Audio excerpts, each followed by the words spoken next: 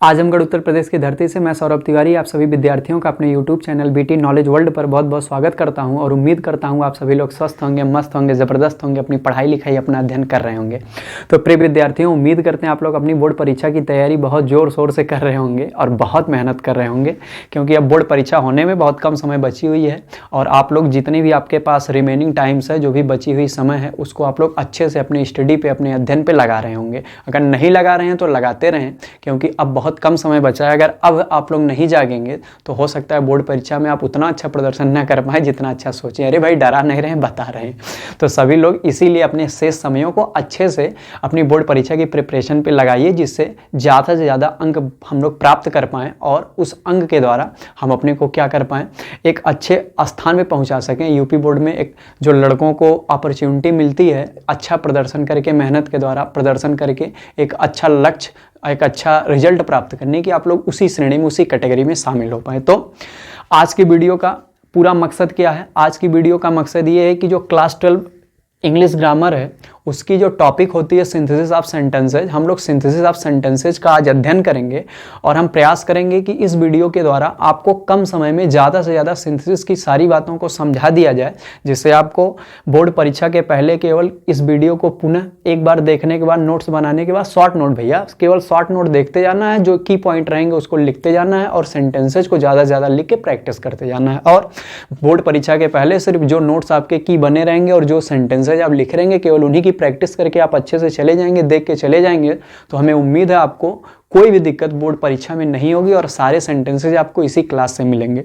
तो बिना देरी किए आज की वीडियो को स्टार्ट करते हैं। बस आपको एक काम करना है कि पहले मिनट से लेके जहां तक ये वीडियो चलेगी, जितने भी समय तक चलेगी, हम बहुत लंबा इसको नहीं खींचने का प्रयास करेंगे। हम प्रयास करेंगे आपका कम से कम समय में पूरा रिविजन करा दें अच्छे से, जिससे आपको कॉन्फिडेंस आए और आप इस वाली टॉपिक के लिए प्रिपेयर हो जाए। तो केवल एक उद्देश्य ये है कि आपको बोर्ड परीक्षा के लिए तैयार कर दिया जाए और आपको थोड़ा भी असुविधा बोर्ड परीक्षा के पहले न हो। तो हम लोग शुरुआत करते हैं आज की वीडियो को। आप लोग ध्यान से सारी बातों को सुनेंगे और नोट्स पे जो भी इंपॉर्टेंट पॉइंट्स आपको लगेंगे उसको नोट करते जाएंगे। हम ज़्यादा से ज़्यादा बातों को, जो भी रूल्स रहेंगे उसको पहले एक बार ध्यान से आपको बता देंगे और अगर हमें लगेगा कि ये लिखने की ज़रूरत है बोर्ड पे तो हम लिख देंगे। हम लोग ज़्यादा से ज़्यादा सारे नियमों को, जो सेंटेंसेज रहेंगे उसके ऊपर आधारित, उसके द्वारा नियम को हम वही और ज़्यादा क्लैरिफाई भी कर देंगे और सारे सेंटेंसेज को आपको बता देंगे कैसे उस नियम के ऊपर वर्क किया जा रहा है। तो हम लोग आज की वीडियो को शुरू करते हैं। आप वीडियो को शेयर कर दीजिएगा ज़्यादा से ज़्यादा लोगों के पास, जिससे ज़्यादा से ज़्यादा लोग इस वीडियो को पढ़ सकें और अपने बोर्ड परीक्षा की तैयारी अच्छे से कर सके। तो जैसा कि आप लोग देख भी रहे हैं, class 12 grammar board exam special 2025 के लिए टॉपिक का नाम क्या है? Synthesis of sentences. Synthesis of sentences की सबसे पहले अगर हम लोग लिटरल मीनिंग देखते हैं, सिंथेसिस ऑफ सेंटेंसेज की सबसे पहले अगर हम लोग लिटरल मीनिंग की बात करें तो इसको हिंदी में कहते हैं वाक्यों का संयोजन। अगर इसका शाब्दिक अर्थ देखा जाए तो क्या हो जाएगा? वाक्यों का संयोजन करना, यानी वाक्यों का संश्लेषण करना। वाक्यों का संयोजन करना या वाक्यों का संश्लेषण करना, हम लोग ऐसा भी कह सकते हैं वाक्यों को मिलाना। तो अगर आपसे कोई लिटरल मीनिंग पूछेगा, शाब्दिक अर्थ पूछेगा सिंथेसिस ऑफ सेंटेंसेज का, तो आप क्या बता देंगे? वाक्यों का संयोजन करना, यानी वाक्यों को क्या कर देना? मिला देना। कैसे वाक्यों को मिला देना? दो या दो से अधिक जो सेपरेट सेंटेंसेज होते हैं उनको क्या कर देना? ज्वाइन कर देना, उनको मर्ज कर देना, उनको कंपोजिट कर देना। इसी को हम लोग क्या कहते हैं? सिंथेसिस की प्रक्रिया। अब ये तो लिटरल मीनिंग हो गई। अगर कोई डेफिनेशन पूछे तो आप उसको डेफिनेशन भी बता सकते हैं। डेफिनेशन क्या होती है? To combine two or more, to combine two or more sentences, to combine two or more sentences into a simple sentence or compound sentence or complex sentence is called synthesis of sentences. लल्ला ध्यान से सुनते जाइएगा।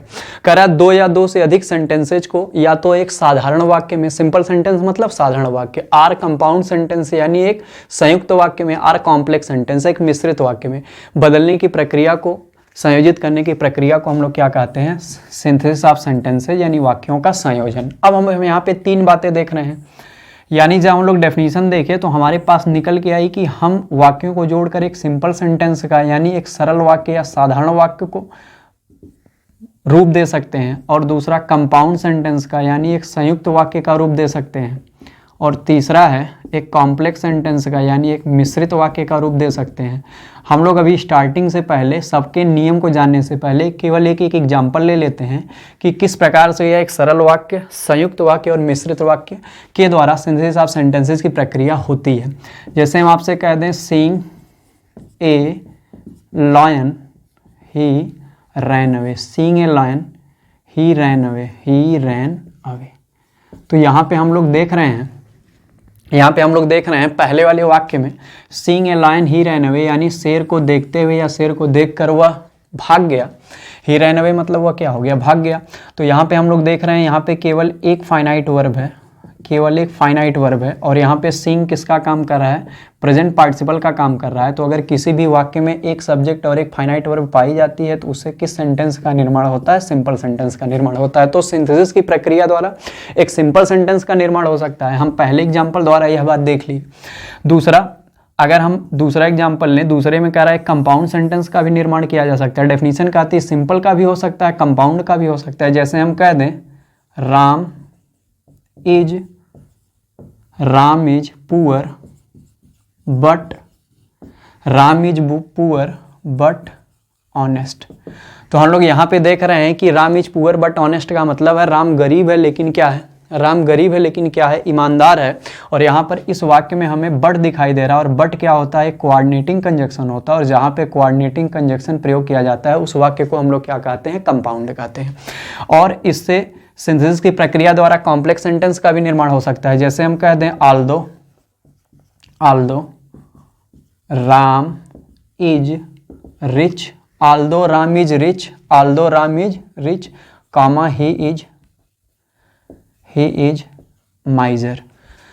करा Aldous यद्यप Ram is rich, करा राम क्या है, धनी है, करा कॉमा ही इज माइजर, करा है कि वह क्या है, कंजूस है, लेकिन वह क्या है, कंजूस है। तो हम लोग यहाँ देख रहे हैं आल्दो के द्वारा जोड़ा गया है। किसके द्वारा जोड़ा गया है, आल्दो के द्वारा जोड़ा गया है। और आल्दो एक क्या है, आल्दो अपने आप में एक है सबऑर्डिनेटिंग कंजक्शन, और जहाँ पे सबऑर्डिनेटिंग कंजक्शन आ जाता है वहाँ से किस सेंटेंस का निर्माण होता है, कॉम्प्लेक्स सेंटेंस का निर्माण होता है। तो इस प्रकार हम लोग समझ पाए सिंथेसिस की प्रक्रिया द्वारा या तो कॉम्प्लेक्स सेंटेंस का निर्माण हो जाएगा, या तो कंपाउंड सेंटेंस का निर्माण हो जाएगा, या तो सिंपल सेंटेंस का निर्माण हो जाएगा। तो हम लोग सिंथेसिस की प्रक्रिया द्वारा इन तीनों में से किसी भी सेंटेंस का क्या कर सकते हैं, निर्माण कर सकते हैं। अब हम लोग आगे बढ़ते हैं। डेफिनेशन को अच्छे प्रकार से और लिटरल मीनिंग को अच्छे प्रकार से और सभी प्रकारों पर एक एक एग्जाम्पल देखने के बाद हम लोग आगे बढ़ते हैं। यहाँ तक सब लोग थम्स अप कर दीजिएगा, हाँ सर सारी बातें क्लियर है। तो हम लोग आगे बढ़ते हैं। अब यहाँ तक की बातों को समझने के बाद हम लोग सबसे पहले चर्चा करते हैं इस बात के ऊपर कि अपने सिलेबस के अनुसार कितनी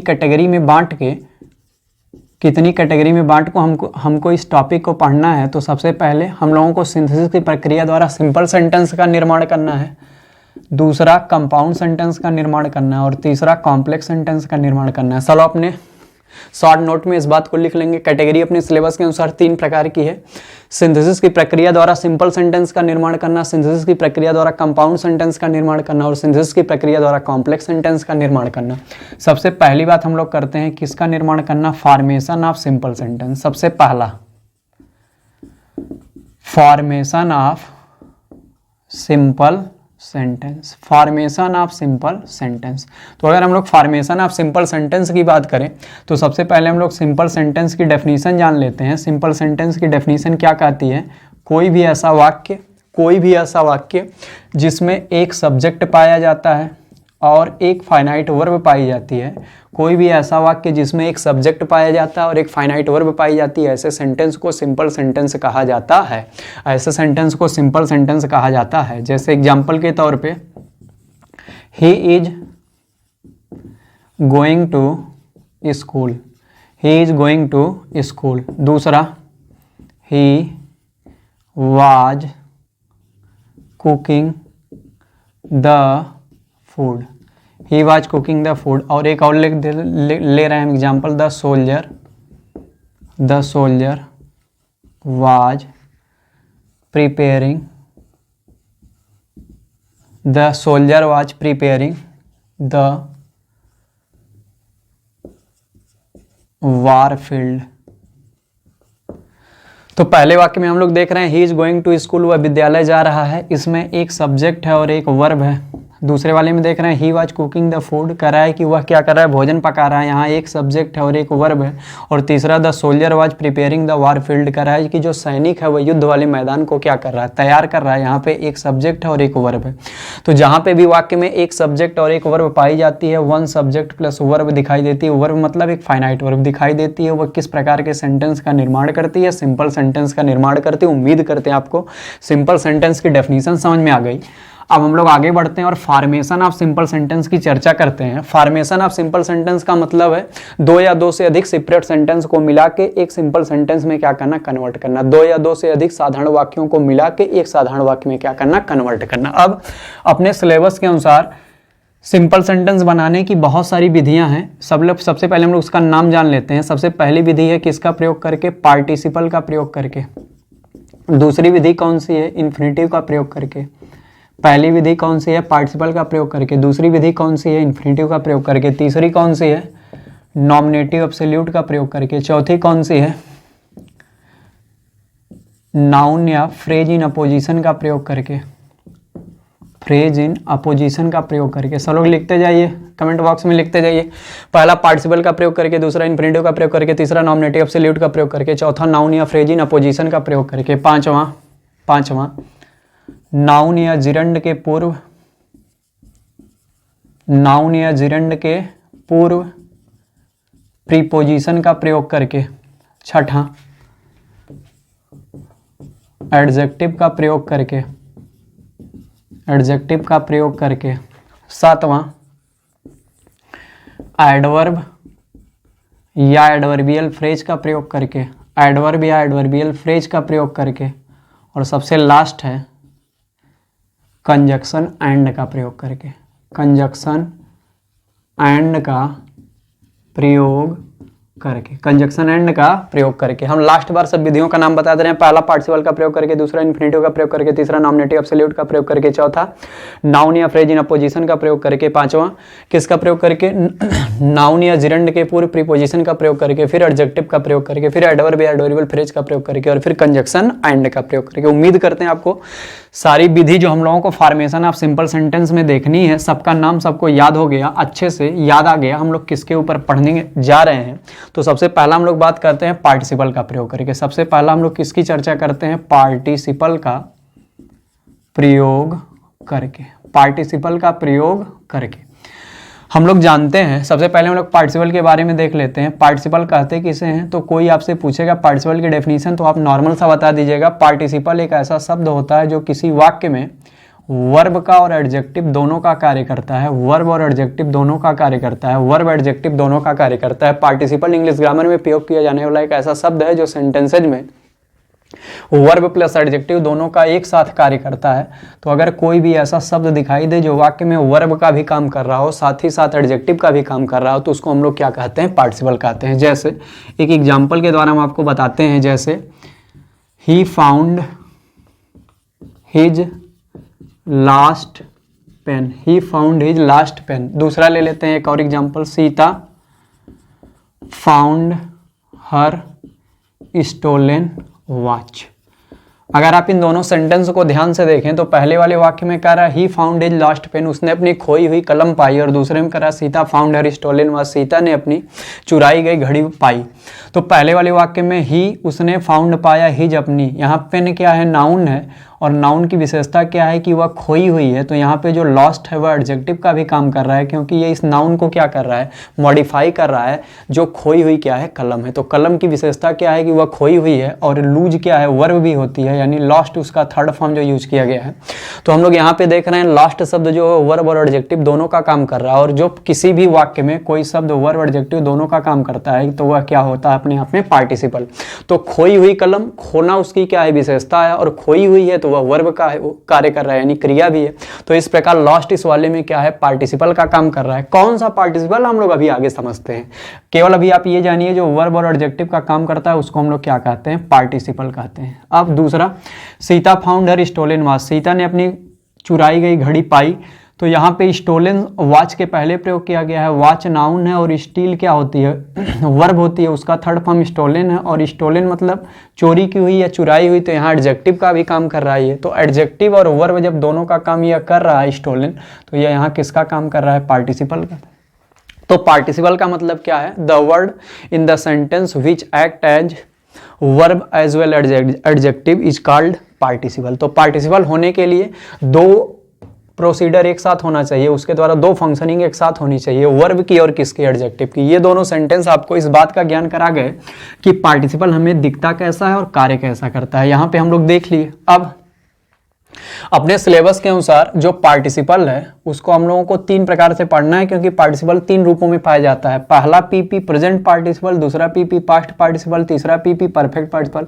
सर जी इतना पीपी, तीन प्रकार के पीपी के बारे में पढ़ना है, present participle, past participle, perfect participle. Present participle हम लोग कैसे पहचानते हैं, मेन वर्ब के फर्स्ट फॉर्म में आईएनजी लगा हुआ अगर हमें दिखेगा तो इसको हम लोग प्रेजेंट पार्टिसिपल कहते हैं। पास्ट पार्टिसिपल क्या होता है, क्रिया का थर्ड फॉर्म होता है। परफेक्ट पार्टिसिपल क्या होता है, हैविंग प्लस मेन वर्ब का थर्ड फॉर्म अगर हमें दिखता है स्ट्रक्चर के अनुसार तो हम उसको क्या कह देते हैं, परफेक्ट पार्टिसिपल। तो मेन वर्ब के फर्स्ट फॉर्म में आईएनजी लगा हुआ दिखे प्रेजेंट, मेन वर्ब का थर्ड फॉर्म दिखे पास्ट, और हैविंग प्लस मेन वर्ब का थर्ड फॉर्म दिख जाए तो उसको हम लोग क्या कहते हैं, परफेक्ट पार्टिसिपल कहते हैं। प्रेजेंट पार्टिसिपल की पहचान मेन वर्ब के फर्स्ट फॉर्म में आईएनजी के साथ, पास्ट पार्टिसिपल की पहचान मेन वर्ब के थर्ड फॉर्म के साथ, परफेक्ट पार्टिसिपल की पहचान हैविंग प्लस एमबी थर्ड के साथ। तो उम्मीद करते हैं आपको तीनों का स्ट्रक्चर समझ में आ गया होगा। आप लोग कमेंट बॉक्स में तीनों पीपी के बारे में लिख दें। पहला पीपी मतलब ये मेन वर्ब के फर्स्ट फॉर्म प्लस आईएनजी, दूसरे का मतलब एमबी थर्ड, तीसरे का मतलब हैविंग प्लस एमबी थर्ड। तो इस प्रकार हम लोग तीनों की पहचान कर लिए। और हम लोग कुछ बातें देखते हैं। जो प्रेजेंट पार्टिसिपल होता है, जब हम लोग उसका अर्थ निकालते हैं तो यह हुई के रूप में भी प्रदान करता है, हुए के रूप में भी प्रदान करता है, और हम लोग चाहें तो कर या कर के रूप में भी ले सकते हैं आवश्यकता अनुसार। जैसे हमारे वाक्य बदलते जाते हैं, इनमें से कोई भी एक शब्द जो वहाँ आवश्यक होता है उस रूप में हम लोग अर्थ ग्रहण कर लेते हैं। उसी तरह पास्ट पार्टिसिपल होता है तो यह भी हमें हुई या हुए के रूप में अर्थ प्रदान करता है। तो यहाँ पे हुई या हुए के रूप में, कर या कर के रूप में, पास्ट पार्टिसिपल में हुए या हुए के रूप में प्रदान करता है। इसी तरह परफेक्ट पार्टिसिपल जो होता है तो वह हमेशा केवल कर या कर के रूप में अर्थ प्रदान करता है। तो प्रेजेंट पार्टिसिपल में हुई, हुए, कर, करके किसी भी कंडीशन का जैसा वहाँ आवश्यक होगा वैसा अर्थ हम लोग ले लेंगे। पास्ट पार्टिसिपल में हमेशा हुई या हुए के रूप में प्रदान करता है, परफेक्ट पार्टिसिपल हमेशा कर या कर के रूप में प्रदान करता है। हम लोग एक एक एग्जाम्पल दे लेंगे present participle, past participle, perfect participle का। जैसे C plus I N G बराबर सीइंग, तो यहाँ पे यह प्रेजेंट पार्टिसिपल के रूप में काम कर गया। लेकिन अगर हम लोग सीन लिख दें तो यहाँ पे यह किसका काम कर रहा है, पास्ट पार्टिसिपल का, क्योंकि यह एमबी थर्ड है। और अगर हम लोग हैविंग सीन लिख दें, हैविंग सीन लिख दें तो यहाँ पे यह हैविंग प्लस मेन और थर्ड फॉर्म है, तो यह किसका काम कर रहा है, परफेक्ट पार्टिसिपल का। यहाँ देखते हुए, यहाँ पे भी देखते हुए, यहाँ देखते हुए या देख करके कुछ भी आप कह सकते हैं, यहाँ भी देखते हुए, और यहाँ हैविंग प्लस सीन मतलब देख करके। तो इस प्रकार ऊपर वाला आईएनजी वाला प्रेजेंट पार्टिसिपल को, थर्ड मेन वर्ब पे थर्ड फॉर्म वाला पास्ट पार्टिसिपल को, हैविंग प्लस सीन वाला जो है वह परफेक्ट पार्टिसिपल को क्या कर रहा है, शो करता है। तो इस प्रकार से हम लोग पार्टिसिपल के तीनों रूपों के बारे में और उसके अर्थ के बारे में और किस प्रकार वह दिखते हैं उसके बारे में हम लोग अच्छे से समझ गए। अब हम लोग आगे बढ़ते हैं। तो सबसे पहले हम लोग पार्टिसिपल में जो इसका पहला प्रेजेंट पार्टिसिपल है, प्रेजेंट पार्टिसिपल का प्रयोग करके हम लोग सिंथेसिस के बारे में समझते हैं। प्रेजेंट पार्टिसिपल का प्रयोग करके फिर हम लोग समझते हैं पास्ट पार्टिसिपल का प्रयोग करके सिंथेसिस कैसे किया जाता है, और फिर हम लोग समझते हैं परफेक्ट पार्टिसिपल का प्रयोग करके सिंथेसिस कैसे किया जाता है। तीनों को हम लोग पैरेलल लेके चलते हैं और फिर इसके ऊपर बेस्ड हम लोग डायरेक्ट क्या करते हैं, एग्जाम्पल करते हैं जो बोर्ड परीक्षा में आए हुए हैं। प्रेजेंट पार्टिसिपल का प्रयोग करके, पास्ट पार्टिसिपल का प्रयोग करके और परफेक्ट पार्टिसिपल का प्रयोग करके कैसे हम लोग सिंथेसिस कर सकते हैं। सब लोग ध्यान से हमारी बातों को सुनेंगे। प्रेजेंट पार्टिसिपल में टोटल 3 रूल हम लोगों को पढ़ने होते हैं। रूल पहला, रूल दूसरा और रूल तीसरा। पहला रूल क्या कहता है, अगर कोई 2 सेंटेंस इस प्रकार दिए गए रहते हैं जिनमें सब्जेक्ट जो होता है वह क्या होता है, एक समान होता है, वर्ब जो होती है वह भिन्न भिन्न होती है, और उनमें कारण परिणाम का संबंध पाया जाता है, लेकिन उन दोनों कार्यों के संपादित होने के मध्य में समय अंतराल लगभग 0 के बराबर होता है। यानी पहला काम जैसे ही खत्म होता है तुरंत क्या होता है, दूसरा काम शुरू हो जाता है। तो पहला रूल क्या कहता है प्रेजेंट पार्टिसिपल का, अगर कोई 2 सेंटेंस इस प्रकार दिए गए हों कि उनके सब्जेक्ट क्या हो, समान हो, फाइनाइट वर्ब क्या हो, भिन्न भिन्न हो, रीजन रिजल्ट का यानी कारण परिणाम का उसमें क्या हो, संबंध हो और उनमें समयांतराल लगभग 0 हो, तो इस प्रकार ऐसी कंडीशन में हम लोग प्रेजेंट पार्टिसिपल का प्रयोग कर सकते हैं। और जो कारण बताता है सेंटेंस उसकी फाइनाइट वर्ब को, जो कारण बताता है उसकी फाइनाइट वर्ब को हम लोग प्रेजेंट पार्टिसिपल में बदल देते हैं। कारण बताने वाले वाक्य की फाइनाइट वर्ब को हम लोग किस में बदल देते हैं, प्रेजेंट पार्टिसिपल में बदल देते हैं। ये हो गया प्रेजेंट पार्टिसिपल का रूल पहला। प्रेजेंट पार्टिसिपल का रूल नंबर दूसरा क्या है कि अगर हमें दिए गए वाक्यों में से किसी एक वाक्य में is are am was were, is are am was were, is are am was were का प्रयोग दिखाई दे तो हम लोग क्या करते हैं, और ये अगर हेल्पिंग वर्ब के साथ साथ फाइनाइट वर्ब का भी काम कर रही हो, helping verb plus finite verb दोनों का एक साथ काम कर रही हो वाक्य में, तो हम लोग इसके जगह पे क्या लिख देते हैं, बीइंग लिख देते हैं। और बीइंग का मतलब यहाँ क्या हो जाता है, के कारण, के कारण। जब किसी भी दो वाक्य की स्थिति दिए होने पर किसी में हमें हेल्पिंग वर्ब के रूप में is are am was were दिखाई देता है, लेकिन ये is are am was were जो प्रयोग किया गया होता है वह हेल्पिंग वर्ब का साथ साथ फाइनाइट वर्ब का भी काम करता है अर्थ निकालने के आधार पे, क्योंकि इसमें अलग से फाइनाइट वर्ब नहीं मिलती है। तब हम लोग क्या करते हैं, इसको प्रेजेंट पार्टिसिपल का रूप दे देते हैं। और प्रेजेंट पार्टिसिपल का रूप इस प्रकार देते हैं कि ये सभी किसके अंतर्गत आते हैं, बी फॉर्म के अंतर्गत आते हैं। इसीलिए हम लोग इनके स्थान पर हटा के क्या लिख देते हैं, बीइंग लिख देते हैं। और यहाँ बीइंग का मतलब क्या होता है, के कारण।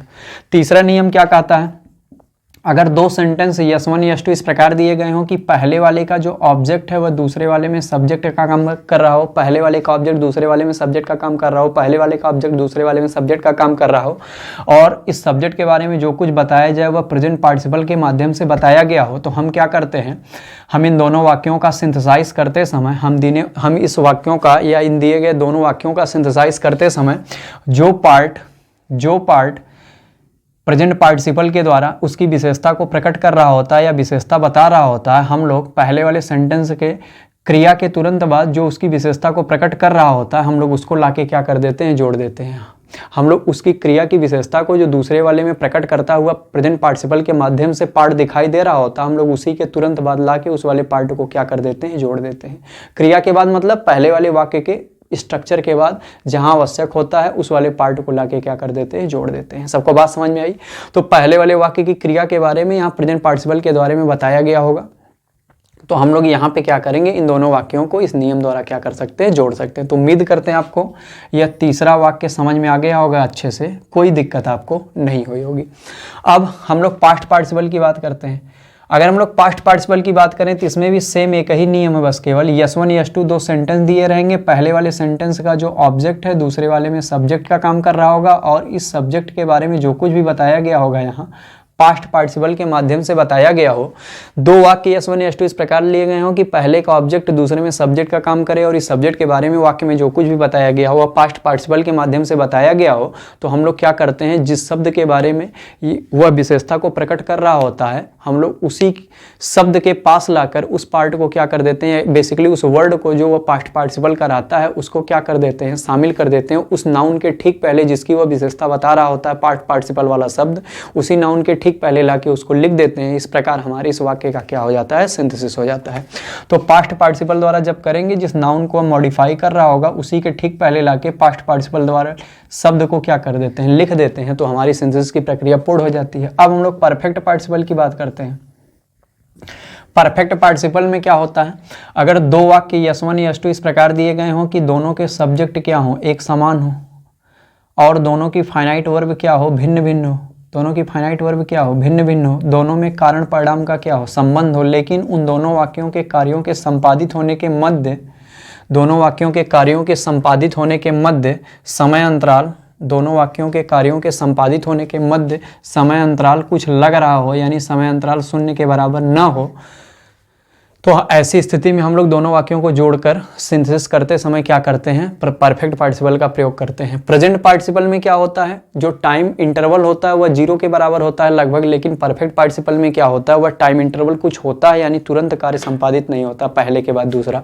तो अब जो परफेक्ट पार्टिसिपल होता है, इसमें दो कंडीशन होती है। अगर दोनों सेंटेंस एक्टिव वॉइस कंडीशन में दिए हुए, एक्टिव वॉइस केस में दिए गए होते हैं, एक्टिव वॉइस केस में दिए गए होते हैं, तो हम लोग केवल हैविंग प्लस ईएमबी थर्ड लिखते हैं। लेकिन अगर कोई एक पैसिव वॉइस केस में दिया गया होता है तो हम लोग having plus been plus EMB third लिखते हैं। तो केवल एक स्ट्रक्चर आपको याद रखनी है।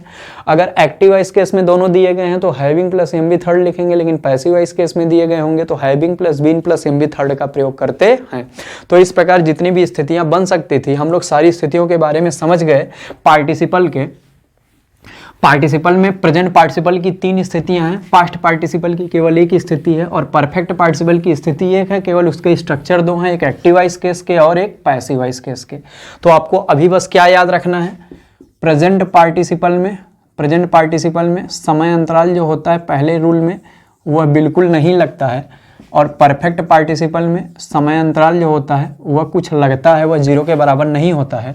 और प्रेजेंट पार्टिसिपल में is are am was were जब आता है, is are am was were जब आता है तो उसके जगह पे हम लोग क्या लिख देते हैं, बीइंग लिख देते हैं। और अगर हमें पहले वाले वाक्य में आए हुए ऑब्जेक्ट को दूसरे में सब्जेक्ट के रूप में दिखाई दे, तब उस कंडीशन में हम लोग क्या कर देते हैं, जो पार्ट विशेषता बता रहा होता है उस पार्ट को, प्रेजेंट पार्टिसिपल वाले पार्ट को पहले वाले सब सेंटेंस के आवश्यक कंडीशन के बाद लाके क्या कर देते हैं, जोड़ देते हैं। और पास्ट पार्टिसिपल में कुछ नहीं होता है, जिस नाउन शब्द की विशेषता बताई जाती है उसके ठीक पहले लाके पास्ट पार्टिसिपल वाला शब्द जोड़ देते हैं। बस इससे हमारा पूरा कंप्लीट हो गया। पार्टिसिपल वाला पूरा नियम आपको कंप्लीट कर दिया। उम्मीद करते हैं आपको बात समझ में आई होगी। आप वीडियो को पीछे करके 1 से 2 बार सिर्फ सुन लीजिएगा ध्यान से। अब हम लोग इसके ऊपर आधारित एग्जाम्पल्स लेते हैं। सबसे पहला एग्जाम्पल है, चलो ध्यान से समझेंगे। पहला है राम साई स्नैक, राम साई स्नैक। दूसरा है ही रैन अवे, ही रैन अवे। तो हम लोग देख रहे हैं पहले वाक्य में कह रहा है राम साई स्नैक, राम ने सर्प को देखा, ही रैन अवे, वह भाग गया। तो हम लोग यहाँ देख रहे हैं दोनों वाक्यों के सब्जेक्ट एक समान है, दोनों की वर्ब क्या है, अलग अलग है। दोनों में कारण परिणाम का संबंध है। कारण है कि सांप को देखा, परिणाम हुआ भाग गया। और बताइए सांप देखने में और भागने में क्या समय लगेगी, नहीं लगेगी, क्योंकि खतरा है। जहाँ रीजन बहुत प्रॉपर होता है, बहुत ऐसी कंडीशन में रीजन प्रकट किया गया होता है जहां से खतरा आपको रिजल्ट में दिखाई दे, वहां पे वह व्यक्ति तुरंत क्या करेगा, भाग जाएगा। इसलिए यहाँ पे प्रेजेंट पार्टिसिपल लगेगा, क्योंकि डेल्टा टी टेंडिंग टू क्या है, 0 है। तो हम लोग जिसको कारण बताता है उसको प्रेजेंट पार्टिसिपल में चेंज करते हैं। तो यहाँ पे सा का सींग हो जाएगा, सींग अ स्नैक, कॉमा ही की जगह पे क्या हो जाएगा, राम रैन अवे। तो ये पहला हो गया। हम लोग दूसरा लेते हैं, ये पेपर में आ सकता है। The villagers saw the flames, the villagers saw the flames, they ran towards the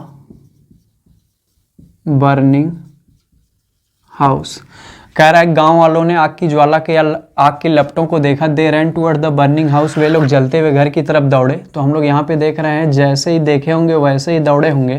तो हो जाएगा सीइंग द फ्लेम्स, यानी आग की लपटों को देखते हुए, और दे के जगह पे क्या हो जाएगा, the villagers rain towards the burning house. तो इस प्रकार से पहले नियम पे हम आपको अच्छे से बता दिए। फिर हम लोग दूसरा लेते हैं जिसमें हमें बी फॉर्म के अंतर्गत वाली चीजें दिखाई दे। जैसे a tiger was hungry, A tiger was hungry, he killed a goat।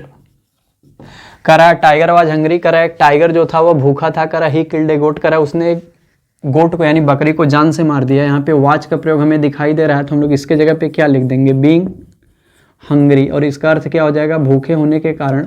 ही के जगह पे क्या लिख देंगे, अ टाइगर, और हम लोग लिख देंगे किल्ड ए गोट, किल्ड ए गोट। हम लोग चौथा लेते हैं, इस पर आधारित एक और एग्जाम्पल ले लेते हैं। अगला एग्जाम्पल है हमारा she was tired of play, she was tired of play, she was tired of play. और दूसरा सेंटेंस है she sat down to rest, she sat down to rest. She sat down to rest. तो इसका हो जाएगा, यहाँ पे भी हमें वॉच का प्रयोग दिखाई दे रहा है, तो हो जाएगा बीइंग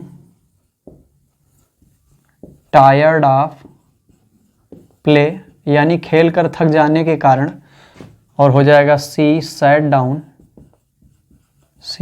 डाउन टू रेस्ट।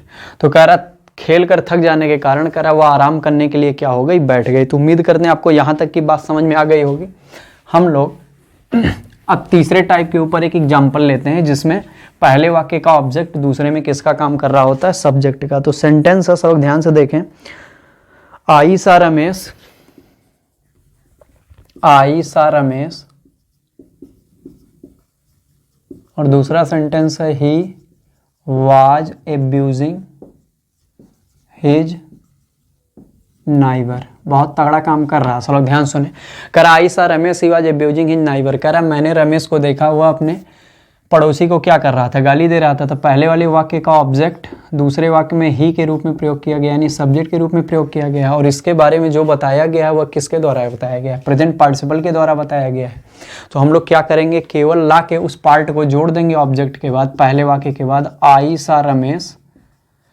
आई सा रमेश क्या करते हुए, abusing his neighbour, abusing his neighbour. मैंने रमेश को अपने पड़ोसी को गाली देते हुए देखा। इसके ऊपर हम एक एग्जांपल और ले लेते हैं। कह रहा ही रेज्ड हिज गन, नहीं, इसके ऊपर एक दूसरा एग्जांपल हम लोग लेते हैं। आई सा ए मैन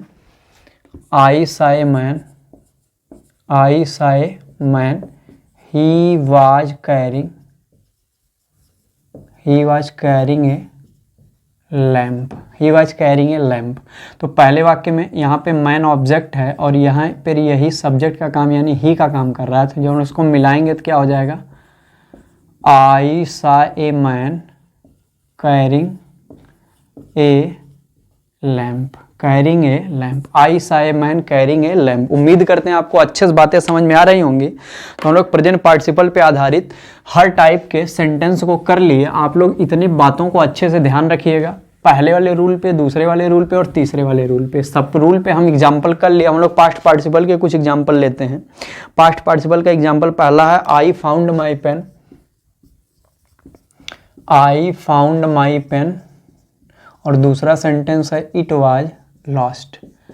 अब यहाँ पे अगर दोनों वाक्य को ध्यान से देखिए आप, तो पहले वाक्य का जो ऑब्जेक्ट है यानी पेन है, इस वाले में सब्जेक्ट का काम कर रहे हैं, क्योंकि पेन के लिए इट का प्रयोग किया गया। और इसके बारे में जो बताया गया वह पास्ट पार्टिसिपल द्वारा बताया गया, क्योंकि यह एमबी क्या है, थर्ड है। तो हम केवल क्या करते हैं, पास्ट पार्टिसिपल में जो शब्द विशेषता बता रहा होता है नाउन की, नाउन के पहले ला के उसको जोड़ देते हैं। तो क्या हो जाएगा, I found my lost pen, I found my lost pen. एक एग्जाम्पल और लेते हैं। करा I saw a soldier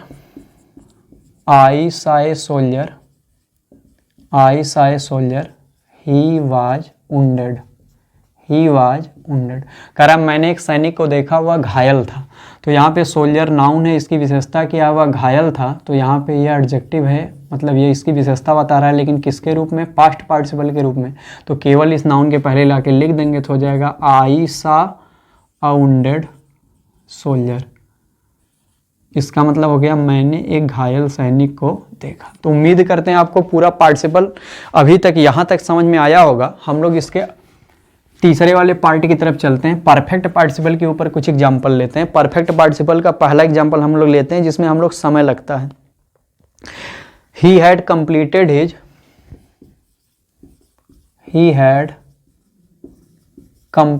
his office work, और दूसरा सेंटेंस है ही रिटर्न्ड होम। अगर इन दोनों वाक्यों को आप ध्यान से देखें तो यहाँ कह रहा है he had completed his office work, उसने अपने कार्यालय का काम पूरा किया। कह रहा है ही रिटर्न्ड होम, वह घर वापस आ गया। तो काम करने में और घर आने में यहाँ पे समय लगेगा, तो इसलिए हम लोग इसको बना देंगे परफेक्ट पार्टिसिपल से, और ये एक्टिव वॉइस केस में लिखे गए हैं। तो इसीलिए हम लोग इसको लिखेंगे having completed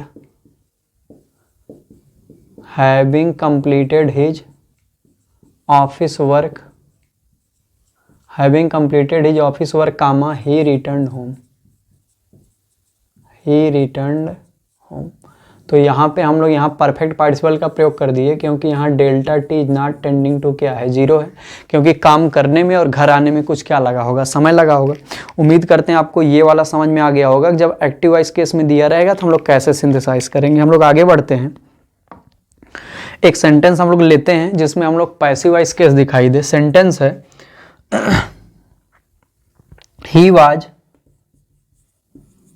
he was punished by his teacher. He was punished by his teacher. He was punished by his teacher. और दूसरा सेंटेंस है he felt sorry. He felt sorry. He felt sorry. तो कह रहा है कि उसे उसके अध्यापक द्वारा दंडित किया गया, कह रहा है उसने इसके प्रति खेद प्रकट किया।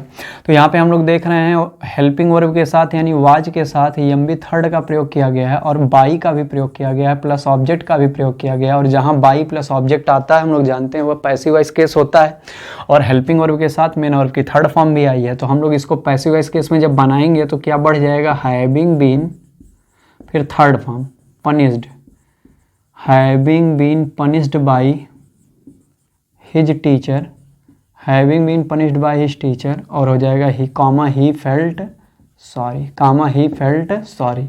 तो इस प्रकार हम लोग पैसिव वॉइस केस का और एक्टिव वॉइस केस का अध्ययन कर लिए। इस प्रकार हमारा जो परफेक्ट पार्टिसिपल है वहाँ तक की बातों को हम अच्छे से कर लिए, कंप्लीट कर लिए।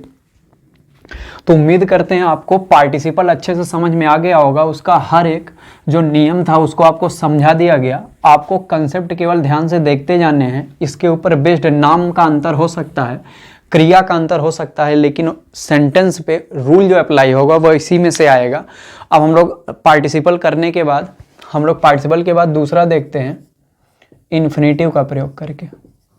इन्फिनेटिव का प्रयोग करके जब हम लोग इन्फिनेटिव की बात करते हैं सबसे पहले हम लोग ये देखते हैं इन्फिनेटिव क्या होता है। तो हम लोग नॉर्मली जानते हैं इन्फिनेटिव क्या होता है। अगर हम लोग मेन वर्ब के फर्स्ट फॉर्म के पहले टू जोड़ देते हैं, मेन वर्ब के फर्स्ट फॉर्म के पहले टू जोड़ देते हैं तो हमें इन्फिनेटिव प्राप्त होता है, और यह क्रिया के अंत में अपना हिंदी अर्थ ना, नी, ने के रूप में प्रदान करता है। जैसे टू प्लस रन का मतलब क्या हो गया, दौड़ना।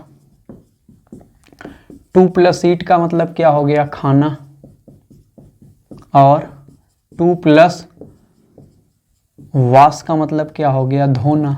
तो इस प्रकार हम लोग देख रहे हैं कि अगर क्रिया का कोई रूप फर्स्ट फॉर्म के पहले टू जोड़ने से बने और अपना हिंदी अर्थ क्रिया के अंत में ना, ने, नी के रूप में प्रदान करे तो वह क्या होता है, इन्फिनेटिव होता है। अब किस प्रकार के वाक्य में हम लोग इन्फिनेटिव का प्रयोग कर सकते हैं, हम लोग इसके ऊपर चर्चा करते हैं। हम लोग यह कब अप्लाई कर सकते हैं, जब आपको पहला सेंटेंस और दूसरा सेंटेंस इस प्रकार दिया गया हो कि इन दोनों सेंटेंस में से किसी एक सेंटेंस में हमें कोई उद्देश्य या कोई इच्छा, हमें कोई हमारा ऑब्जेक्टिव या कोई हमें अपनी विश दिखाई दे, कोई हमारा इच्छा या कोई हमारा उद्देश्य दिखाई दे रहा हो किसी भी वाक्य में, दोनों दिए गए वाक्यों में से, तो हम लोग इन्फिनेटिव का प्रयोग कर सकते हैं। और जो वाक्य इच्छा या उद्देश्य को प्रकट करता है, जो वाक्य इच्छा या उद्देश्य को प्रकट करता है उसी की फाइनाइट वर्ब को हम लोग इन्फिनेटिव में क्या कर देते हैं, बदल देते हैं। इन्फिनेटिव में क्या कर देते हैं, बदल देते हैं। इन्फिनेटिव में क्या कर देते हैं, बदल देते हैं। तो इन्फिनेटिव के द्वारा हम लोग कब प्रयोग कर सकते हैं, जब हमें दोनों वाक्यों में से किसी एक वाक्य में इच्छा या उद्देश्य दिखाई देता है, और इच्छा या उद्देश्य जिसमें दिखाई देता है उसकी फाइनाइट वर्ब को हम लोग इन्फिनेटिव में बदल देते हैं, अर्थात टू प्लस एम भी फर्स्ट में बदल देते हैं। उम्मीद करते हैं आपको बात समझ में आई है। तो हम लोग इसके ऊपर बेस्ड एग्जाम्पल लेते हैं जिससे हमारी बात क्लियर हो जाए। पहला, इसके ऊपर आधारित हम लोग पहला एग्जाम्पल देखते हैं। सब ध्यान से हमारी बातों को सुनेंगे। सबसे पहला एग्जाम्पल है इसके ऊपर आधारित, I am living for Kolkata. I am living for Kolkata. I am living for Kolkata. और दूसरा करा I shall live there. I shall live there. तो कह रहा I am living for Kolkata, कह रहा है मैं कोलकाता के लिए रवाना हो रहा हूँ। आई शैल लिव देयर, मैं वहाँ जाकर क्या करूँगा, रहूँगा। तो वह कोलकाता के लिए क्यों रवाना हो रहा है, उसका उद्देश्य क्या, उसका ऑब्जेक्टिव क्या है कि वह वहाँ जाकर क्या करेगा, रहेगा। तो जब हम लोग इसको जोड़ के एक सिंपल सेंटेंस बनाएंगे तो हो जाएगा आई शैल लिव। आई शैल लिव, नहीं ऐसे हम लोग बना लें, I am living living for Kolkata, I am living for Kolkata to live there, क्योंकि जो वाक्य हमें ऑब्जेक्टिव बताता है उसकी फाइनाइट वर्ब को हम लोग इन्फिनिटिव में कन्वर्ट करते हैं। तो यहाँ ऑब्जेक्टिव कौन बता रहा है, उद्देश्य कौन बता रहा है, रहना क्या है, उद्देश्य है। कोलकाता से रवाना क्यों हो रहा है, क्योंकि उसका ऑब्जेक्टिव है कि वह वहाँ रहना चाहता है, यानी वह वहाँ जाकर रहेगा। तो हम लोग जो यहाँ पे रहना है, लिव है, कर आई सेल लिव देयर, तो हम लोग इसी को किस में कन्वर्ट कर दिए, हम लोग इसी को इन्फिनिटिव में कन्वर्ट कर दिए। और यहाँ पे टू प्लस लिव हमारा किसका काम कर रहा है, इन्फिनिटिव का काम कर रहा है। तो इस प्रकार हम लोगों को जब उद्देश्य दिखाई देगा तो हम लोग उद्देश्य वाले वाक्य को या इच्छा वाले वाक्य को किस में कन्वर्ट कर देंगे, इन्फिनिटिव में क्या कर देंगे, कन्वर्ट कर देंगे। हम एक और एग्जाम्पल इसके ऊपर लेते हैं। अगला एग्जाम्पल है इसके ऊपर, I have some work,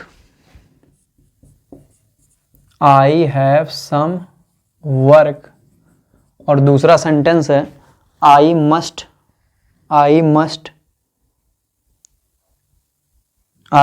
perform them,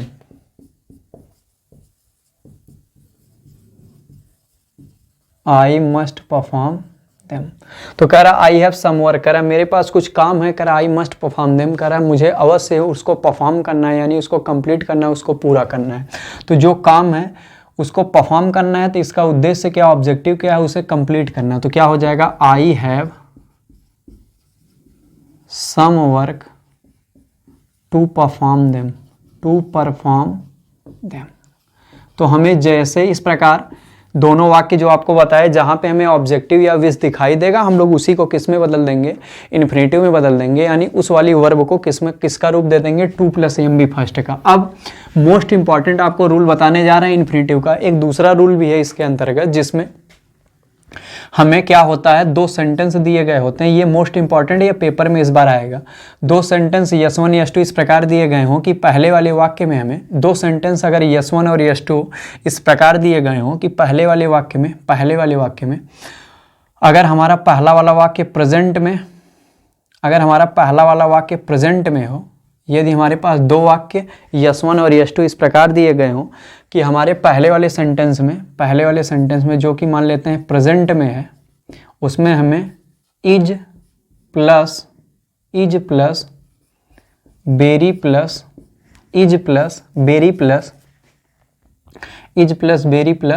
adjective, ये स्ट्रक्चर दिखाई दे। और दूसरे वाले वाक्य में हमें सब्जेक्ट के बाद कैन नॉट दिखाई दे और plus other part, can not दिखाई दे। पहले वाले वाक्य में आपको ये स्ट्रक्चर मिलेगी, is plus very plus adjective, और दूसरे वाले में सब्जेक्ट के बाद आपको प्रेजेंट के बाद कैन नॉट दिखाई देगा। और इसी प्रकार अगर पास्ट में है तो was plus very plus adjective पहले वाले वाक्य में दिखेगा स्ट्रक्चर, और दूसरे वाले में सब्जेक्ट के बाद क्या दिखाई देगा, कुड नॉट और प्लस अदर पार्ट।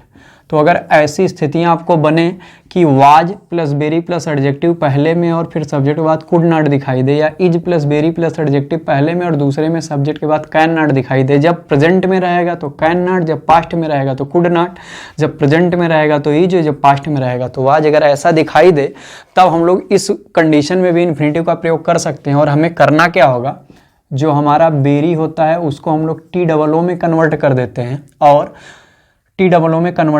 हैं, और इसके बाद अपना एडजेक्टिव लिख देते हैं। और फिर आगे क्या परिवर्तन करते हैं, जो हमारा सब्जेक्ट और कैन नॉट कुड नॉट होता है ये हटा देते हैं, जो वर्ब होती है उसके तुरंत बाद हम लोग एडजेक्टिव के तुरंत बाद हम लोग क्या कर देते हैं, to plus M B first जोड़ देते हैं। तो इस प्रकार यह हुआ कि हमारा किस में कन्वर्ट हो जाता है, इन्फिनिटिव द्वारा सिंपल सेंटेंस में। जैसे हम लोग एग्जाम्पल लेते हैं, बात जिससे हम लोगों को समझ में आए। जैसे कह दिया जाए ही इज वेरी फैट, और दूसरा है ही कैन नॉट रन। सब लोग ध्यान सुने, कह रहा है he is very fat he can not run. तो यहाँ पे हम लोग पहले में देख रहे हैं is plus very plus adjective दिखाई दे रहा है, तो जब हम लोग इसको बनाएंगे तो क्या हो जाएगा, ही इज और बेरी की जगह क्या हो जाएगा, टू और फिर fat, he is too fat. यहाँ से सब्जेक्ट और कैन नॉट को हटा देंगे, हम लोग केवल इन्फिनिटिव जोड़ देंगे, to run, he is too fat to run. इसी तरह हम लोग दूसरा लेते हैं, कह रहा है कि he is very old he is very old, he is very old. और दूसरा कह रहा है कि ही कैन नॉट वॉक स्ट्रेट। तो इसका अर्थ अगर हम लोग ध्यान से देखें तो कह रहा है कि वह बहुत बूढ़ा है, कह रहा है ही कैन नॉट वॉक स्ट्रेट, वह सीधा नहीं चल सकता है। तो यहाँ पे क्या हो जाएगा, he is too old to walk straight, तो उम्मीद करते हैं अगर आपको इस स्ट्रक्चर पे दिखाई देगा तो आप आसानी से बना लेंगे। एक हम पास्ट वाला भी ले ले रहे हैं, जैसे he was very, he was very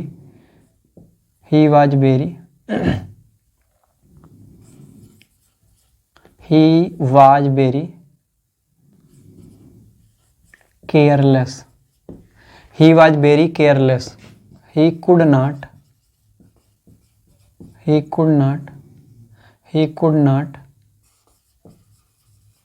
pass the exam। कह रहा ही वॉज वेरी केयरलेस, वह बहुत लापरवाह था, he could not pass the exam, वह एग्जाम पास नहीं कर सकता था। तो इसको हम लोग क्या लिख देंगे, he was too careless to pass the exam, तो उम्मीद करते हैं आपको ये वाला भी सेंटेंस अच्छे से समझ में आ गया होगा। इस प्रकार हम लोग इन्फिनिटिव जो था उसको अच्छे से कंप्लीट कर लिए और इन्फिनिटिव के ऊपर बेस्ड जो भी इंपॉर्टेंट सेंटेंस थे आपको दोनों के अंतर्गत आपको बता दिया गया। आप लोग इन दोनों नियमों को याद रखेंगे तो इन्फिनिटिव का अगर सेंटेंस आपके परीक्षा में आता है तो आप आसानी से कर सकते हैं। अब हम लोग आगे बढ़ते हैं। इन्फिनिटिव के बाद हम लोग बात करते हैं अब हम लोग बात करते हैं तीसरा, नॉमिनेटिव एब्सोल्यूट का प्रयोग करके। नॉमिनेटिव एब्सोल्यूट का प्रयोग करके सब लोग ध्यान से सुने। नॉमिनेटिव एब्सोल्यूट जो होता है वह दो शब्दों से मिलकर बना होता है, एक पहला नॉमिनेटिव और दूसरा एब्सोल्यूट, जिसमें नॉमिनेटिव का मतलब होता है सब्जेक्टिव अर्थात कर्ता और एब्सोल्यूट मतलब होता है स्वतंत्र। यानी अगर दो दिए गए वाक्यों में से किसी कर्ता को स्वतंत्र कर दिया जाता है और सिंथेसिस की प्रक्रिया किया जाता है तो हम लोग इस प्रकार के नियम को क्या कहते हैं, नॉमिनेटिव एब्सोल्यूट। तो नॉमिनेटिव एब्सोल्यूट में एक यन है, एक ये है। नॉमिनेटिव का मतलब होता है सब्जेक्टिव अर्थात कर्ता और एब्सोल्यूट का मतलब क्या होता है, जिसको फ्री कर दिया जाता है यानी जिसको स्वतंत्र कर दिया जाता है। तो जब किसी भी दो दिए गए वाक्यों को जोड़ते समय कर्ता को स्वतंत्र करके उसकी सिंथेसिस की प्रक्रिया किया जाता है तब हम लोग उस कंडीशन में क्या कहते हैं, उसको नॉमिनेटिव एब्सोल्यूट के द्वारा। अब नॉमिनेटिव एब्सोल्यूट के द्वारा हम लोग जब वाक्यों को जोड़ने जाएंगे तो यह कब लगा सकते हैं, हम लोग कब जान पाएंगे एक नॉमिनेटिव एब्सोल्यूट लगेगा, उसकी कंडीशन सुनिए। अगर दो सेंटेंस S1 S2 इस प्रकार दिए गए हैं कि दोनों के सब्जेक्ट भी अलग अलग हों और दोनों की फाइनाइट वर्ब भी अलग अलग हो और दोनों में कैजुअल रीजन और रिजल्ट का संबंध हो यानी कारण और परिणाम का संबंध हो, दोनों वाक्यों के कर्ता अलग अलग, दोनों की क्रियाएं अलग अलग, दोनों में रीजन रिजल्ट का कैजुअल संबंध हो, तो ऐसी स्थिति में हम लोग नॉमिनेटिव एब्सोल्यूट का प्रयोग कर सकते हैं। अभी तक हम लोग देख रहे थे कि हमारा सब्जेक्ट एक समान था, लेकिन अब इस बार हम लोग देख रहे हैं कि हमारा सब्जेक्ट क्या है, अलग अलग है। तो हम लोग यहाँ पे नॉमिनेटिव एब्सोल्यूट लगा सकते हैं। नॉमिनेटिव एब्सोल्यूट जब लगाने जाते हैं तो हमें तीन स्थितियाँ प्राप्त होती हैं। स्थिति नंबर एक, सबसे पहली स्थिति हमको कौन सी प्राप्त होती है, सबसे पहली स्थिति कौन सी प्राप्त होती है, सब लोग ध्यान से समझें। सबसे पहली स्थिति में हम लोग क्या करते हैं, सब्जेक्ट के बाद हम लोग हैविंग का प्रयोग कर देते हैं और फिर प्लस एमबी थर्ड का प्रयोग कर देते हैं और plus dot dot. Subject plus having plus MB third का प्रयोग कर देते हैं प्लस डॉट डॉट और फिर कामा लगा के जो दूसरा सब्जेक्ट होता है उसको पूरा क्या कर देते हैं, उतार लेते हैं, पूरा सेंटेंस सब्जेक्ट सहित उतार लेते हैं। तो पहले में having plus MB third subject के बाद कब लगाएंगे, जब दोनों दिए गए वाक्य एक्टिव वॉइस केस में रहेंगे। अगर पैसिव वॉइस केस में हो गए तो हम लोग पहला सब्जेक्ट लिखते हैं, फिर उसके बाद क्या करते हैं, हैविंग लगाते हैं, फिर बीन लगाते हैं, फिर एमबी थर्ड लगाते हैं, फिर डॉट डॉट, फिर कॉमा लगाते हैं, फिर दूसरा सब्जेक्ट लिख के पूरा पार्ट क्या कर देते हैं, उतार देते हैं। तो एक्टिव वॉइस केस रहेगा तो subject plus having plus MB third plus dot dot फिर दूसरे सब्जेक्ट के साथ पूरा सेंटेंस, और पैसिव वॉइस रहेगा तो हैविंग और एमबी थर्ड के बीच में क्या लगा देंगे, बीन लगा देंगे। और तीसरी कंडीशन होती है कि अगर हमें is are am was were का प्रयोग हेल्पिंग वर्ब के साथ साथ फाइनाइट वर्ब का भी कार्य करता हुआ दिखे तो हम लोग पहले वाले सब्जेक्ट के बाद क्या करते हैं, उसके स्थान पे किसका प्रयोग कर देते हैं, बीइंग का प्रयोग कर देते हैं, फिर अदर पार्ट लिख देते हैं कामा, और फिर प्लस दूसरे सब्जेक्ट के साथ पूरा वाक्य क्या कर देते हैं, उतार देते हैं। तो इस प्रकार नॉमिनेटिव एब्सोल्यूट के 3 स्ट्रक्चर हैं। एक्टिव वॉइस के केस में सब्जेक्ट प्लस हैविंग वाला केस, और पैसिव वॉइस में having plus being plus M B third वाला केस, और तीसरे में इज आर एम वाजवर आने की कंडीशन में बीइंग वाला केस। अगर इन तीनों के ऊपर हम लोग निर्धारित सेंटेंसेज को देख लेते हैं तो हमारा ये नॉमिनेटिव एब्सोल्यूट अच्छे से क्या हो जाता है, कंप्लीट हो जाता है। हम लोग ध्यान से देखते हैं इसके ऊपर। हम लोग पहला सेंटेंस लेते हैं नॉमिनेटिव एब्सोल्यूट के ऊपर, तो लोग ध्यान से देखें। पहला है the police arrived, the police arrived. दूसरा है द डकैट्स रैन अवे। तो कह रहा है पुलिस आई, कह रहा है कि और डकैत भाग गए। पहले वाक्य का सब्जेक्ट पुलिस है, दूसरे का डकैत है, दोनों अलग अलग है। पहले में अराइव है, दूसरे में रैन अवे। वर्ब भी अलग अलग है और कारण परिणाम भी है, रीजन रिजल्ट भी है, क्योंकि पुलिस आने के कारण डकैत भाग गए। तो हम लोग देख रहे हैं एक्टिव वॉइस में लिखे गए हैं, तो हम लोग लिख देंगे सबसे पहला सब्जेक्ट द पुलिस, और फिर हैविंग, और फिर third form arrived, the police having arrived comma the dacoit, the dacoits ran away. तो इस प्रकार हमारा ये सिंथेसाइज हो गया। दूसरा एक और एग्जांपल लेते हैं। अगला कह रहा है the sun rose, the birds began to, the birds began to chirp. तो कह रहा है कि सूर्योदय हुआ या सूर्योदित हुआ, कह रहा है पक्षियां चहचहाने लगी। हम लोग देख रहे हैं कि यहाँ पे सब्जेक्ट सन है, यहाँ सब्जेक्ट वर्ब है, सॉरी यहाँ पे सब्जेक्ट बर्ड्स है, और दोनों की वर्ब अलग अलग है, दोनों में कैजुअल रीजन रिजल्ट है। तो हम लोग इसमें एक्टिव वॉइस के साथ लिख देंगे द सन हैविंग, और थर्ड फॉर्म राइज का रोज राइजन होता है, तो the sun having risen comma the birds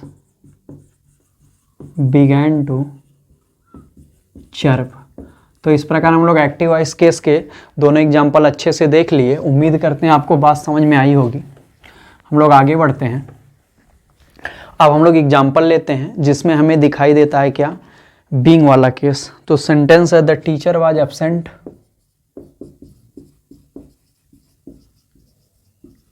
the teacher was absent, और दूसरा सेंटेंस है the boy did not work, the boy did not work, the boy did not work। तो कह रहा द टीचर वाज एब्सेंट, कह रहा जो teacher थे वो अनुपस्थित थे, कह रहा the boy did not work, कह रहा लड़कों ने काम नहीं किया। तो यहाँ पे हम लोग देख रहे हैं वाज है और एब्सेंट मिल के यहाँ पे फाइनाइट वर्ब का काम कर रहे हैं, तो इसीलिए हम लोग यहाँ बीइंग लगा देंगे। सब्जेक्ट अलग अलग हम लोग देख ही रहे हैं, तो हो जाएगा द टीचर बीइंग एब्सेंट। कह रहा है कि शिक्षक के या अध्यापक के अनुपस्थित होने के कारण the boy did not work, the boy did not work. उम्मीद करते हैं आपको ये समझ में आ गया होगा। अगला अगला the picture was interesting, the picture was interesting, the picture was interesting, the picture was interesting. और दूसरा है B enjoyed it very much, B enjoyed it very much. तो इसको हम लोग देख रहे हैं द पिक्चर वाज इंटरेस्टिंग, तो क्या यहाँ पे बीइंग दिखाई दे रहा है, तो हम लोग लिख देंगे the picture being interesting, the picture being interesting comma we enjoyed it very much.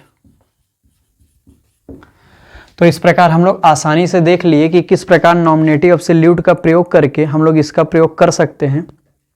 हम लोग एक और सेंटेंस देख लेते हैं जिसमें हमें पैसिव वॉइस केस भी दिखाई दे। सेंटेंस दिया गया है the captain was killed, the captain was killed, the captain was killed. और दूसरा है the army ran away, the army ran away. कह रहा जो कैप्टन था उसको जान से मार दिया गया, कह रहा द आर्मी रैन अवे, कह रहा जो आर्मी है वह भाग गई। तो यहाँ वाज यहाँ वाज दिखाई दे रहा है लेकिन इसके साथ थर्ड फॉर्म आई है, तो हम लोग जब हेल्पिंग वर्ब के साथ थर्ड फॉर्म देखते हैं तो हम लोग जानते हैं वो पैसिव वॉइस केस होता है। और यहाँ पे यह सिंपल पास्ट लिखा गया है, इसका पास्ट कंटिन्यूअस में पैसिव वॉइस फॉर्म दिखाई दे रहा है। तो हम लोग यहाँ पे जब बनाएंगे तो हम लोग लिख देंगे the captain, passive voice case है इसीलिए the captain having been killed, the captain having been killed comma the army ran away, the army ran away. तो इस प्रकार हम लोग सबके ऊपर आधारित एग्जाम्पल अच्छे से देख लिए कि अगर एक्टिव वॉइस केस में रहेगा तब, पैसिव वॉइस केस में रहेगा तब, और अगर हमें is are am was were में से कोई दिखाई देगा तो बीइंग का प्रयोग हम लोग कैसे कर सकते हैं। तो इस प्रकार उम्मीद करते हैं आपको नॉमिनेटिव एब्सोल्यूट अच्छे से रिवाइज हो गया होगा। हम लोग आगे बढ़ते हैं। इन्फिनेटिव सिंथेसिस और नॉमिनेटिव एब्सोल्यूट जानने के बाद हम लोग अब देखते हैं नाउन या phrase in opposition, phrase in opposition का प्रयोग करके, अपोजिशन का प्रयोग करके। तो अगर हमें नाउन या फ्रेज इन अपोजिशन का प्रयोग करके सिंथेसिस करना हो तो सबसे पहले हम लोग क्या जानते हैं नाउन के बारे में। नाउन का मतलब होता है नेमिंग वर्ड, यानी दुनिया में कोई भी ऐसा शब्द जिसे उसका नाम दिया जा सकता है वह सभी नेमिंग वर्ड होते हैं, नाउन होते हैं। चाहे वह व्यक्ति हो, चाहे वह वस्तु हो, चाहे वह स्थान हो, चाहे वह कोई भाव हो, फीलिंग हो, यानी किसी व्यक्ति, वस्तु, स्थान या भाव के नाम को क्या कहते हैं, संज्ञा कहते हैं। नॉर्मली नेमिंग वर्ड हम लोग कह देते हैं। और फ्रेज क्या होता है, फ्रेज होता है ग्रुप ऑफ वर्ड, और लेकिन शब्दों का ऐसा समूह जिसमें न सब्जेक्ट पाया जाए उसकी, न फाइनाइट वर्ब पाया जाए, तो शब्दों के ऐसे समूह को क्या कहते हैं, फ्रेज कहते हैं। जैसे the iron man of India, iron man of India, Bharat के लौह पुरुष। हम जानते तो हैं सरदार वल्लभ भाई पटेल हैं लौह पुरुष, लेकिन यहाँ आयरन मैन ऑफ इंडिया में न तो कोई सब्जेक्ट दिखाई दे रहा है, न कोई वर्ब दिखाई दे रहा है, लेकिन यह एक फ्रेज है। तो इसीलिए इसको हम लोग क्या कहते हैं, ग्रुप ऑफ वर्ड को फ्रेज, जिसमें सब्जेक्ट और उसका फाइनाइट वर्ब नहीं होता है। ऐसे द फादर ऑफ नेशन, यहाँ फादर ऑफ नेशन कहने का मतलब हम लोग जान गए राष्ट्रपिता गांधी की बात हो रही है, लेकिन यहाँ कहीं भी न तो सब्जेक्ट है न वर्ब है, इसीलिए फ्रेज है। और अपोजिशन का मतलब क्या होता है, अपोजिशन का मतलब होता है side by side, side by side मतलब बगल बगल या आसपास। तो जब हम लोग शब्दों का वह समूह जो किसी भी नाउन के बारे में क्या कर रहा होता है, विशेषता को प्रकट कर रहा होता है दिए गए वाक्यों में, और अगर उसको हम लोग डबल कामा के बीच में लिख देते हैं उसी नाउन के बाद जिसकी विशेषता को वह प्रकट कर रहा है, तो इस प्रकार की सिंथेसिस की प्रक्रिया को हम लोग क्या कहते हैं, फ्रेज इन अपोजिशन कहते हैं। जो डबल कामा के बीच में लिखा गया होता है वही फ्रेज इन अपोजिशन का काम करता है। और किसके लिए फ्रेज इन अपोजिशन का काम करता है, नाउन के लिए, जिस नाउन की विशेषता को वह क्या कर रहा होता है, शब्द समूह प्रकट कर रहा होता है। तो इसका स्ट्रक्चर जनरली कैसे बनता है, सबसे पहले वह नाउन होता है, फिर डबल कामा के बीच में उसका फ्रेज इन अपोजिशन होता है, और फिर अदर पार्ट ऑफ सेंटेंस को हम लोग लिख देते हैं। अगर हमारा फ्रेज इन अपोजिशन वाक्य के शुरू में या बीच में आ रहा है तो हमारा डबल कॉमा यूज किया जाएगा। लेकिन अगर कभी ऐसा हो जाए कि हमारा जो फ्रेज इन अपोजिशन है नाउन के बाद ऑब्जेक्ट के रूप में बनने लगे, यानी वह ऑब्जेक्ट वाले प्लेस पे आए, उसके बाद कोई एक्स्ट्रा वर्ड न दिया हो, यानी वहीं वाक्य समाप्त हो रहा हो, तो हम लोग केवल एक कॉमा लगाते हैं, दूसरे के साथ खत्म होने लगता है, इसीलिए हम वहाँ कॉमा न लगा के फुल स्टॉप लगा देते हैं। तो केवल दो बातें याद रखनी है, शुरू में या बीच में आएगा तो डबल कामा दिखेगा, लेकिन लास्ट में अगर बनने लगेगा तो नाउन के बाद सिंगल कामा दिखेगा, लास्ट वाले के साथ फुल स्टॉप लगा देते हैं। कब लगाते हैं, जिस नाउन की विशेषता शब्द समूह बताता है, जिसका सब्जेक्ट और वर्ब नहीं होती है, उसको डबल कामा के बीच में लिख के बना देते हैं। तो हम लोग इसके ऊपर एग्जाम्पल लेते हैं। सबसे पहला एग्जाम्पल है, ध्यान से लोग सुनेंगे। सबसे पहला एग्जाम्पल क्या है, Suresh is a teacher,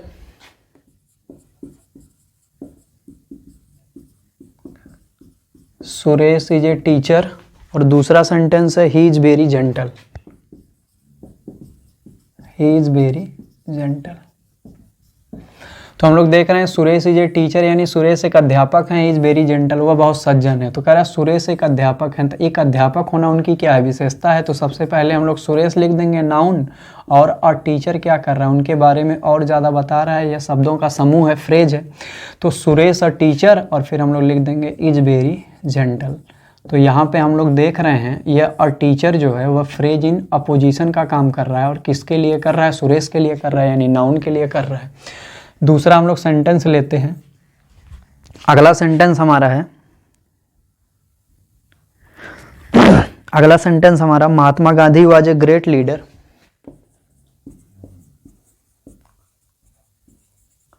Mahatma Gandhi was a great leader. Mahatma Gandhi was a great leader. और दूसरा सेंटेंस है, he is called the father of nation. He is called the father of nation. He is called the father of nation. तो हम लोग यहाँ देख रहे हैं Mahatma Gandhi was a great leader. Mahatma Gandhi एक महान नेता थे। He is called the father of nation, उन्हें राष्ट्रपिता कहा जाता है। तो हम लोग इसको बनाते हैं। सबसे पहले हम लोग लिख देंगे महात्मा गांधी, और महात्मा गांधी की विशेषता क्या है, अ ग्रेट लीडर। तो हम लोग लिख देंगे अ great leader. Mahatma Gandhi comma great leader comma is called the father of nation. The father of nation. इसको हम लोग एक और तरह से भी लिख सकते हैं। हम लोग ऐसे लिख सकते हैं, महात्मा गांधी और डबल कॉमा के बीच उनकी विशेषता यहाँ भी है, the father of nation. The father of nation was a great leader. तो हम लोग दोनों में से किसी भी प्रकार प्रयोग कर सकते हैं। यहाँ द फादर ऑफ नेशन किसका काम कर रहा है, फ्रेज इन अपोजिशन का, और यहाँ ग्रेट लीडर किसका काम कर रहा है, फ्रेज इन अपोजिशन का। तो उम्मीद करते हैं आपको ये सेंटेंस भी अच्छे से समझ में आया होगा। हम लोग एक सेंटेंस और लेते हैं, तीसरा सेंटेंस लेते हैं। सब लोग ध्यान से देखेंगे। तीसरा सेंटेंस है, Kalidas was a great Sanskrit poet. Kalidas was a great Sanskrit poet. और दूसरा सेंटेंस है, he was the author of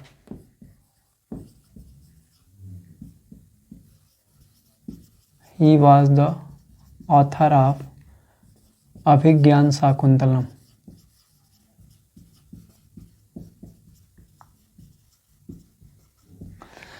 he was the author of Abhijnana Shakuntalam. करा कालिदास एक महान संस्कृत के कवि थे, वह अभिज्ञान शाकुंतलम के लेखक थे। तो क्या हो जाएगा, Kalidas comma a great Sanskrit poet,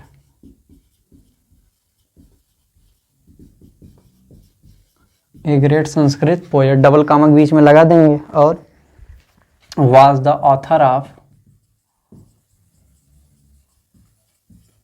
Abhijnana Shakuntalam.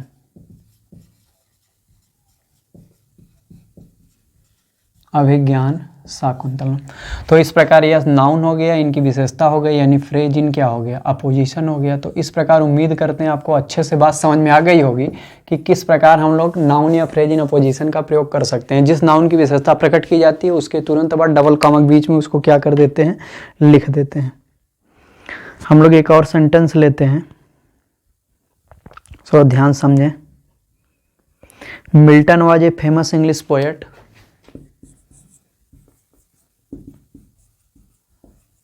Milton was a famous English poet. और दूसरा है he was blind. He was blind. तो सबसे पहले हो जाएगा मिल्टन, और फिर हो जाएगा comma of famous English poet comma was blind. तो उम्मीद करते हैं आपको बात समझ में आ गई होगी कि नाउन या फ्रेज इन अपोजिशन का प्रयोग करके हम लोग किस प्रकार से अपने सिंथेसिस की प्रक्रिया को कर सकते हैं। केवल ये ध्यान देना है कि हमारा किस नाउन की विशेषता को प्रकट किया गया, उसी नाउन के तुरंत बाद हम लोग डबल कॉमा का क्या कर देंगे, प्रयोग कर देंगे। तो हम लोग इस प्रकार से 4 नियम अच्छे समझ गए। 5वें की तरफ हम लोग चलते हैं। अब क्या है, नाउन या जिरंड के पहले, नाउन या जिरंड के पहले किसका प्रयोग करके, प्रीपोजिशन का प्रयोग करके, प्रीपोजिशन का प्रयोग करके। अगर हमें नाउन या जिरंड के पहले प्रीपोजिशन का प्रयोग करके बनाना हो, सिंपल सेंटेंस का निर्माण करना हो, तो हम लोग कैसे करेंगे। नाउन के बारे में हम लोग क्या जानते हैं, नेमिंग वर्ड। जिरंड के बारे में हम लोग सीख लेते हैं। जिरंड क्या होता है, मेन वर्ब के फर्स्ट फॉर्म में आईएनजी जोड़ने से बनता है, मेन वर्ब के फर्स्ट फॉर्म में आईएनजी जोड़ने से बनता है, और ये अपना हिंदी अर्थ ना के रूप में, ने के रूप में और नी के रूप में क्या करता है, प्रदान करता है। अगर क्रिया के अंत में ना, ने, नी आया और मेन वर्ब के फर्स्ट फॉर्म में आईएनजी लगा हो तो वह जिरंड कहलाता है। जैसे वॉकिंग। वॉकिंग मतलब क्या होता है, टहलना। इसी तरह स्मोकिंग। स्मोकिंग मतलब क्या होता है, धूम्रपान करना। तो हम लोग यहाँ देख रहे हैं कि मेन वर्ब के फर्स्ट फॉर्म में आईएनजी लगा गया है और इसका हिंदी अर्थ ना के रूप में आ रहा है, तो ये अपने आप में क्या है, जिरंड है। और प्रीपोजिशन क्या होता है, प्रीपोजिशन क्या होता है, प्रीपोजिशन का मतलब होता है एक ऐसा शब्द जो किसी नाउन या प्रोनाउन के पहले आ करके, एक ऐसा शब्द जो किसी नाउन या प्रोनाउन के पहले आ करके उस नाउन या प्रोनाउन का जो संबंध होता है वह वाक्य के शेष भागों से कर देता है।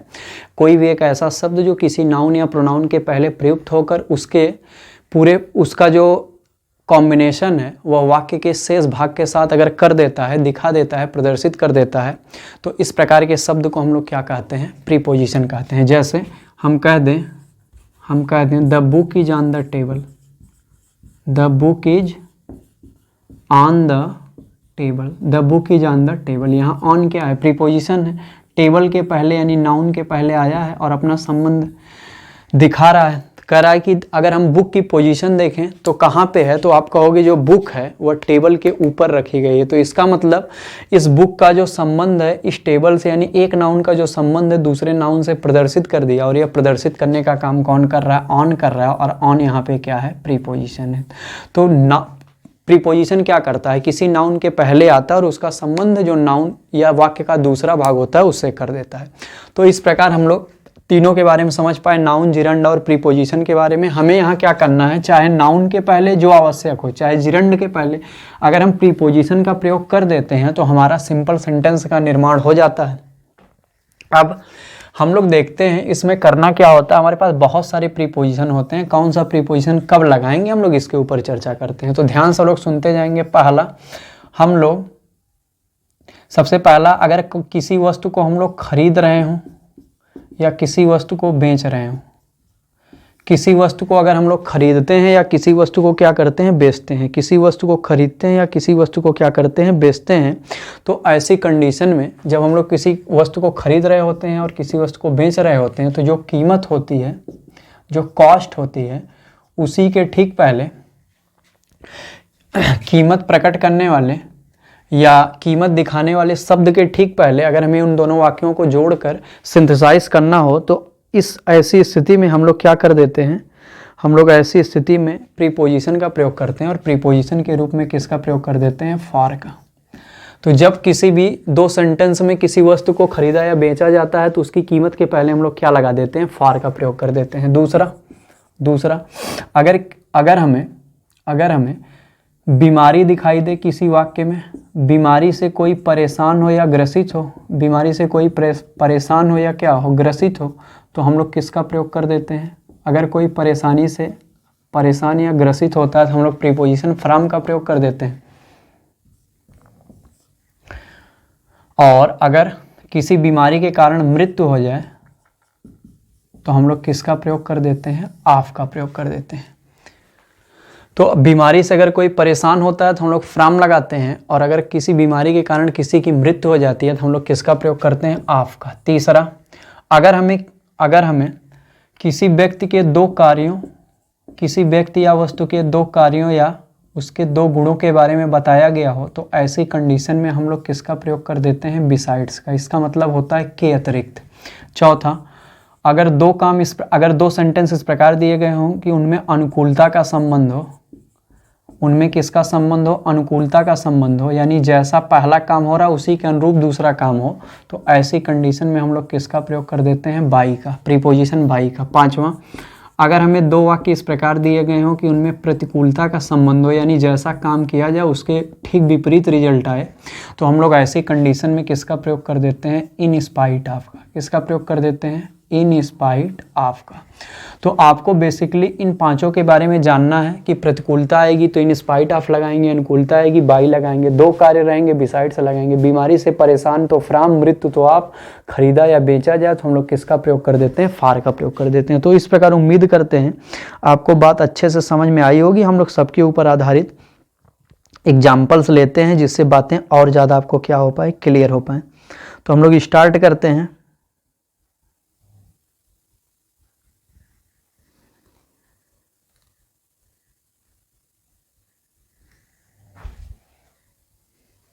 आप लोग यहाँ पे देखिएगा, जो बीमारी से ग्रसित है यहाँ पे फ्राम की जगह पे हम लोग किसका प्रयोग कर देते हैं, बिथ का। किसका प्रयोग कर देते हैं, बिथ का। चलो इसको देख लीजिएगा, फ्राम के जगह पे हम लोग किसका प्रयोग करते हैं, बिथ का।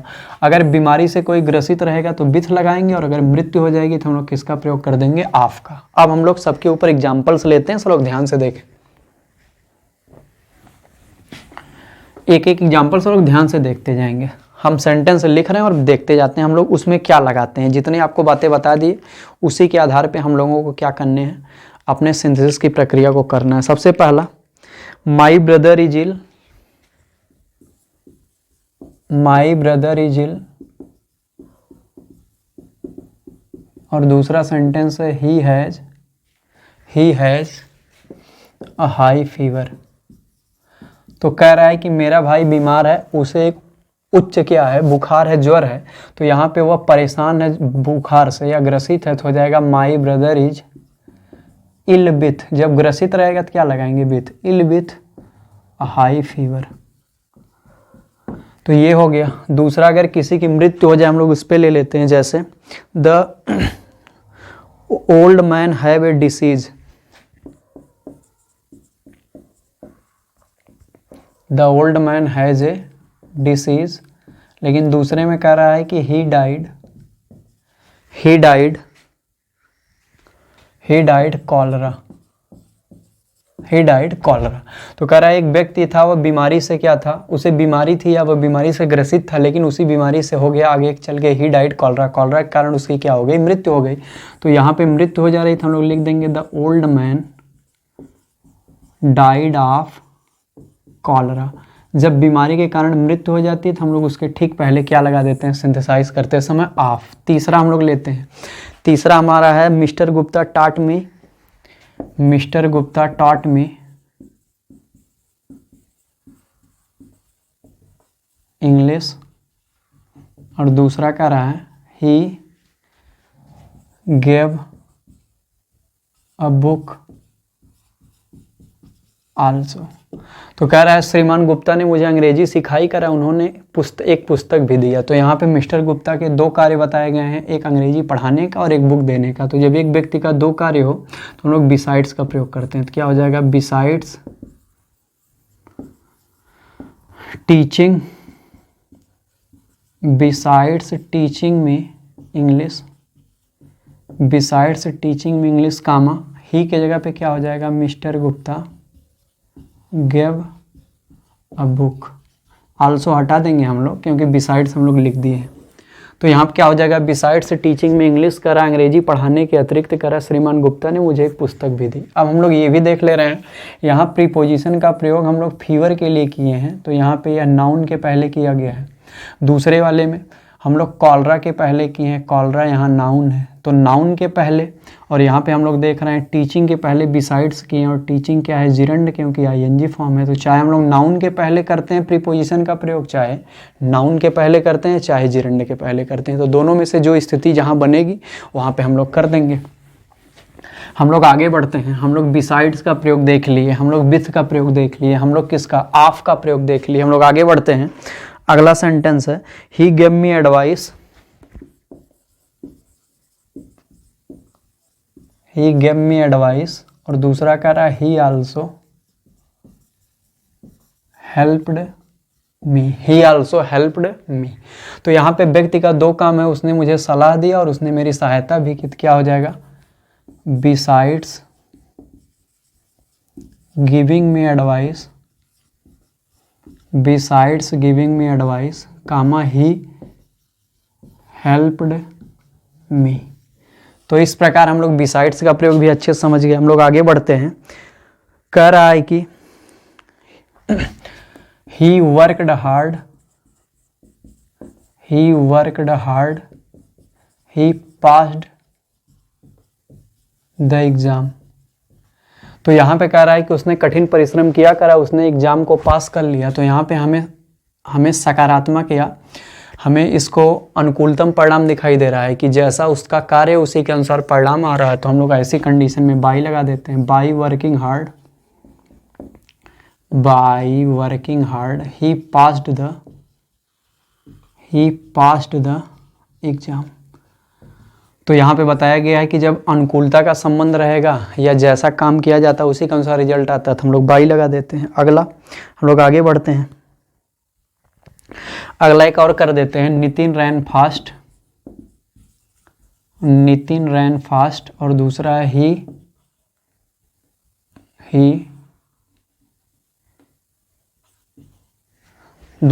ही कॉट द बस, ही कॉट द बस। तो कह रहा है कि नितिन तेज दौड़ा, कह रहा है उसने बस को पकड़ लिया। तो क्या हो जाएगा, अनुकूलतम है तो हो जाएगा by running fast, by running fast, और ही की जगह पे क्या लिख देंगे, नितिन कॉट द बस।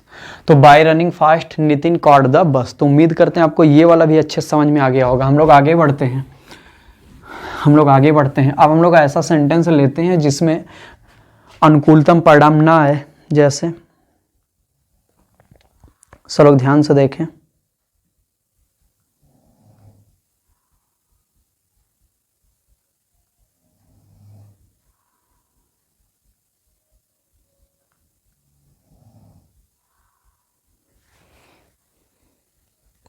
जैसे नीलम वर्क हार्ड,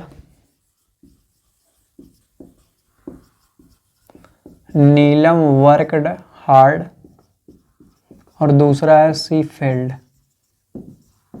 तो यहाँ हम लोग देख रहे हैं कि नीलम ने कठिन परिश्रम किया, करा, वो असफल हो गई। तो यहाँ पे कैसे परिणाम है, यहाँ पे प्रतिकूल परिणाम है। तो हम लोग क्या लगाते हैं, प्रतिकूल परिणाम होता है तो इन स्पाइट ऑफ, तो हो जाएगा in spite of working hard, यानी कठिन परिश्रम करने के बावजूद भी। इन स्पाइट ऑफ का मतलब के बावजूद, in spite of working hard, और सी की जगह क्या लिख देंगे, नीलम फेल्ड, नीलम फेल्ड। हम लोग अगला देखते हैं, इसी तरह का एक और एग्जाम्पल देखते हैं। कह रहा है कि I made my best effort, I made my best effort, I could not pass the exam, I could not pass the exam. तो कह रहा है मैंने अपना सर्वश्रेष्ठ प्रयास किया, कह रहा है दूसरे में, लेकिन मैं एग्जाम में सफल नहीं हुआ। तो हो जाएगा यहाँ पे in spite of making my best effort, I could not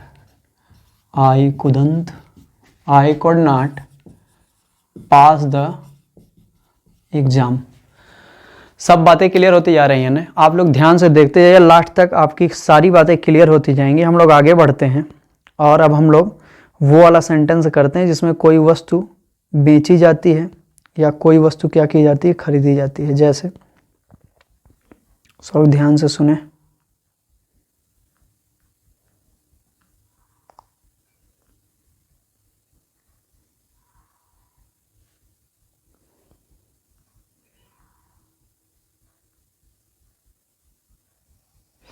Sita bought a pen, Sita bought a pen, और दूसरा सेंटेंस है she gave 5 rupees for it. तो यहाँ पे हो जाएगा Sita bought a pen for 5 rupees for 5 rupees. तो हम आपको बताए थे अगर 2 वाक्य दिए गए रहेंगे जिसमें हमें क्या दिखाई देगा, किसी भी वस्तु को खरीदने या बेचने की बात होगी तो उसके कॉस्ट के पहले हम लोग क्या लगा देते हैं, फॉर लगा देते हैं। तो यहाँ पे हो जाएगा फॉर 5 रुपीज़। तो यहाँ पे वस्तु को क्या किया जा रहा है, बाई किया जा रहा है, तो यहाँ पे हम लोग फॉर लगा देंगे। एक और हम लोग इस टाइप का देख लेते हैं, I bought A watch, I bought A watch. और दूसरा सेंटेंस है I spend 500 rupees for it. हम लोग फॉर से नॉर्मली जोड़ देंगे केवल, I bought a watch for 500 rupees. तो उम्मीद करते हैं आपको ये वाला भी अच्छे से समझ में आ गया होगा। हम लोग आगे बढ़ते हैं। हम लोग लगभग इसमें जितने भी बन सकते थे हम लोग सबके बारे में चर्चा कर लिए, अनुकूलता की, प्रतिकूलता की, और इसके अलावा व्यक्ति के 2 कार्यों के, नकारात्मक के, और इसके साथ ये वाला भी, कॉस्ट वाला भी देख लिए। हम लोग इसमें एक इम्पॉर्टेंट सा सेंटेंस लेते हैं, सब लोग ध्यान से उसको समझेंगे।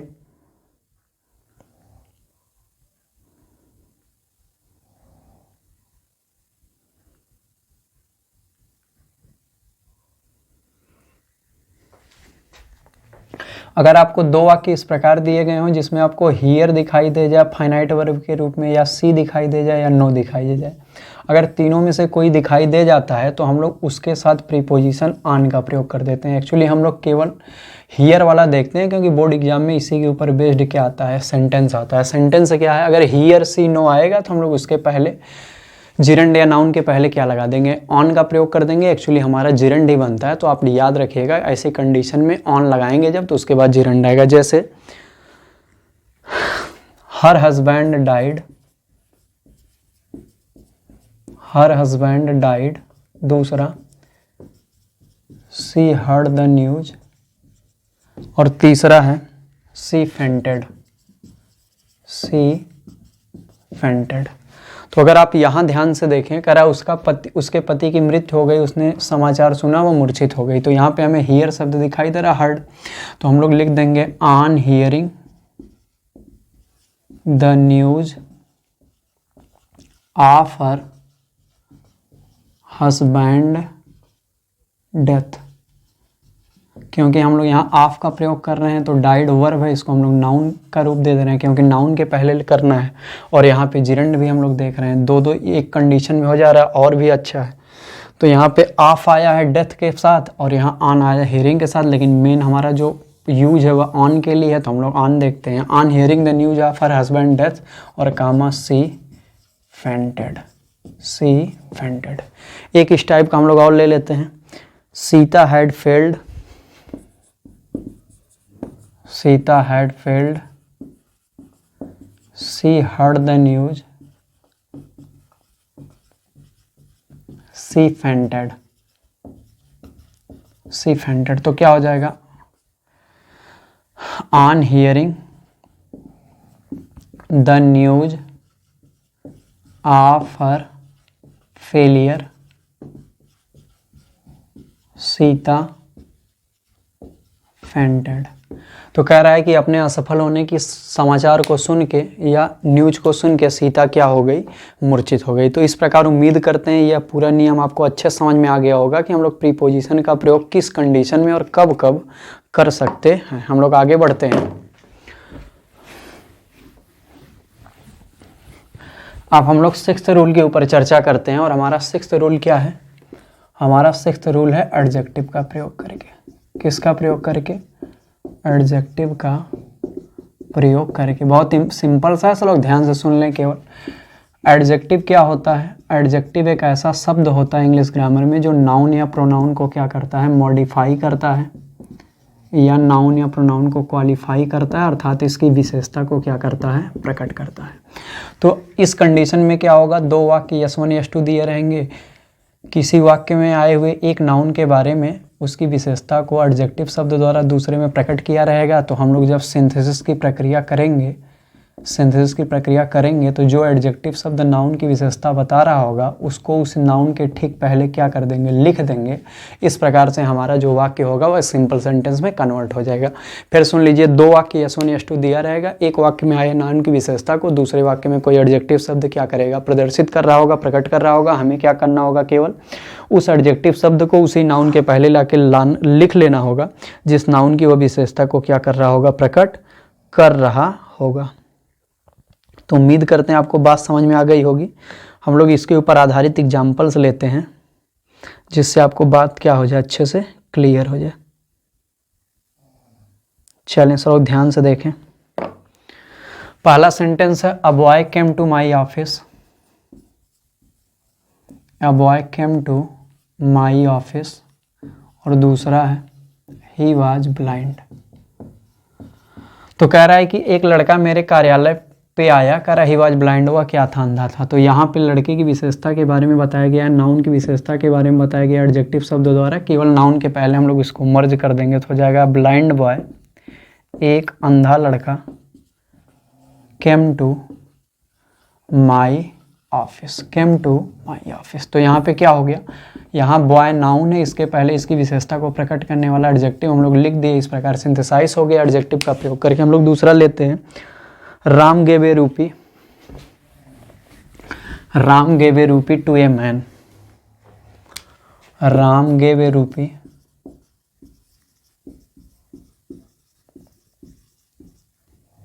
To a man. और दूसरा सेंटेंस दिया गया है, द मैन, दूसरा sentence, the man was lame. The man was lame. तो कह रहा है राम ने 1 रुपया एक व्यक्ति को दिया, व्यक्ति कैसा था, लंगड़ा था। तो क्या व्यक्ति की विशेषता क्या है, लंगड़ा। तो हो जाएगा Ram gave a rupee to a lame man. Man noun है, इसकी विशेषता लेम है, तो इसी के पहले हम लोग मर्ज कर दिए। तीसरा है, the police caught a thief. The police caught a thief. The police caught a thief. और दूसरा है, the thief was notorious. The thief was notorious. तो कह रहा है कि पुलिस ने एक चोर को पकड़ा, वह कुख्यात था। जो अपने बेकार कामों के लिए जाना जाता है उसको नोटोरियस कहते हैं, वो उसकी विशेषता हो गई। तो हो जाएगा the police caught a notorious thief, यानी पुलिस ने कुख्यात चोर को पकड़ा। यहाँ थिप नाउन है और ये नोटोरियस इसका क्या है, एडजेक्टिव है। तो उम्मीद करते हैं आपको एडजेक्टिव समझ में आ गया होगा। केवल हम लोगों को क्या करना है, केवल ये देखना है कि उस व्यक्ति की विशेषता क्या अगले वाले वाक्य में, उसी एडजेक्टिव को लाके क्या कर देना है, मर्ज कर देना है, जोड़ देना है। तो हम लोग लास्ट 2 नियम की तरफ बढ़ते हैं। मेहनत से कभी डरना नहीं है और कभी समय दे के पढ़ाई नहीं करनी है। केवल आप लोगों को मेहनत से देखते जाना और सारी बातों को कंठस्थ करते जाना, नोट्स पे प्रॉपर लिखते जाना जो आवश्यक हो। 7वां है, एडवर्ब या एडवर्बियल फ्रेज का प्रयोग करके। एडवर्ब या एडवर्बियल फ्रेज का प्रयोग करके। एडवर्ब क्या होता है, सब लोग फटाफट सुनिए। एडवर्ब होता है एक ऐसा शब्द जो बेसिकली किसको मॉडिफाई करता है, वर्ब को। तो बेसिकली वर्ब को जो शब्द मॉडिफाई करता है उसको हम लोग एडवर्ब कहते हैं। लेकिन अगर इसको व्यापक रूप में देखा जाए तो कोई भी ऐसा शब्द जो नाउन, प्रोनाउन और इंटरजेक्शन को छोड़कर और सभी पार्ट ऑफ स्पीच की विशेषता बताता है उसको हम लोग क्या कहते हैं, एडवर्ब कहते हैं। क्योंकि नाउन और प्रोनाउन की विशेषता बताने के लिए एडजेक्टिव प्रयोग किया जाता है और इंटरजेक्शन अपने आप में ही एक्सप्रेशन वर्ड होते हैं जो अपनी पहचान स्वयं बताते हैं। तो इसकी विशेषता किसी को बतानी नहीं पड़ती है। तो इस प्रकार नाउन, प्रोनाउन, इंटरजेक्शन को छोड़कर सभी पार्ट ऑफ स्पीच के बारे में जो बताता है उसको व्यापक रूप में एडवर्ब कहते हैं। और बेसिकली वर्ब को मॉडिफाई करने वाले शब्द को क्या कहते हैं, एडवर्ब कहते हैं। जैसे अगर लिखा जाए ही रैन क्विकली, ही रैन क्विकली, यानी ही मतलब हुआ रैन दौड़ा, क्विकली मतलब तेजी से। तो यहाँ दौड़ना क्या है, वर्ब है, लेकिन इसकी विशेषता क्या है, तेजी से दौड़ा। तो यह इसके बारे में बता रहे हैं। तो क्विकली क्या है, एडवर्ब है। तो जो किसी वर्ब को मॉडिफाई कर देता है उसको हम लोग क्या कहते हैं, एडवर्ब कहते हैं। तो इस प्रकार हम लोग एडवर्ब का ज्ञान कर लिए। और एडवर्बियल फ्रेज क्या होता है, एडवर्बियल फ्रेज क्या होता है, जब ग्रुप ऑफ वर्ड मिल के किसी वर्ब को मॉडिफाई करते हैं, जब ग्रुप ऑफ वर्ड मिल के किसी वर्ड को क्या करते हैं, यानी किसी वर्ब को क्या करते हैं, मॉडिफाई करते हैं, तो उसको हम लोग क्या कह देते हैं, एडवर्बियल फ्रेज। यानी group of word which modify any verb then is called क्या, एडवर्बियल फ्रेज।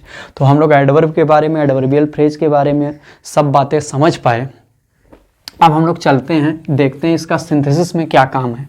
तो हम क्या करेंगे, हम लोग इस कंडीशन में दो वाक्य दिया रहेगा S1 S2। पहले वाक्य में आए हुए वर्ब की विशेषता को दूसरे वाले वाक्य में प्रकट किया गया रहेगा, या तो किसी एडवर्ब के द्वारा प्रकट किया गया रहेगा, मतलब किसी एडजेक्टिव के द्वारा प्रकट किया रहेगा। वर्ब की विशेषता को या तो किसी एडजेक्टिव द्वारा प्रकट किया गया रहेगा, या तो डायरेक्टली किसी एडवर्ब द्वारा प्रकट किया रहेगा। तो हमें क्या करना रहेगा, केवल जो विशेषता प्रकट करने वाला शब्द है उसी को हमें एडवर्ब का रूप देना होता है। जो वर्ब को मॉडिफाई करता है दूसरे वाले वाक्य में, उसी शब्द को हमें किसका रूप देना होता है, एडवर्ब का रूप देना होता है। सबको बात समझ में आ गई।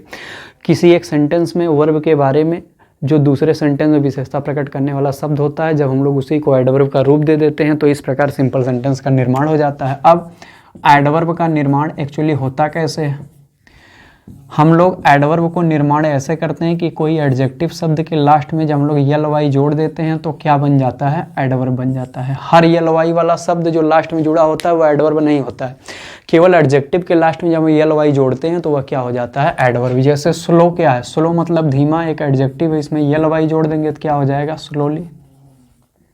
ब्रेव माने क्या होता है, बहादुर, ब्रेव क्या है, एडजेक्टिव है, इसमें यल वाई जोड़ देंगे तो क्या हो जाएगा, ब्रेवली।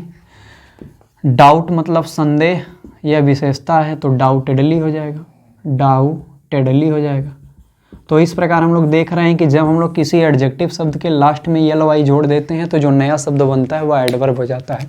लेकिन इसी तरह अगर किसी नाउन शब्द के लास्ट में यल वाई जोड़ दिया जाए तो क्या बन जाता है, एडजेक्टिव। दोनों बातें सब लोग कमेंट बॉक्स में लिखेंगे। नाउन में यल वाई जोड़ने से एडजेक्टिव बनता है और एडजेक्टिव में यल वाई जोड़ने से क्या बनता है, एडवर्ब बनता है। यहाँ में एडवर्ब की बात करनी है तो हम लोग उसकी बात करते हैं। हम लोग सेंटेंस लेते हैं और देखते हैं किस प्रकार से हम लोग उसका सिंथेसाइज कर सकते हैं। सब लोग ध्यान से हमारी बातों को सुनेंगे, समझेंगे।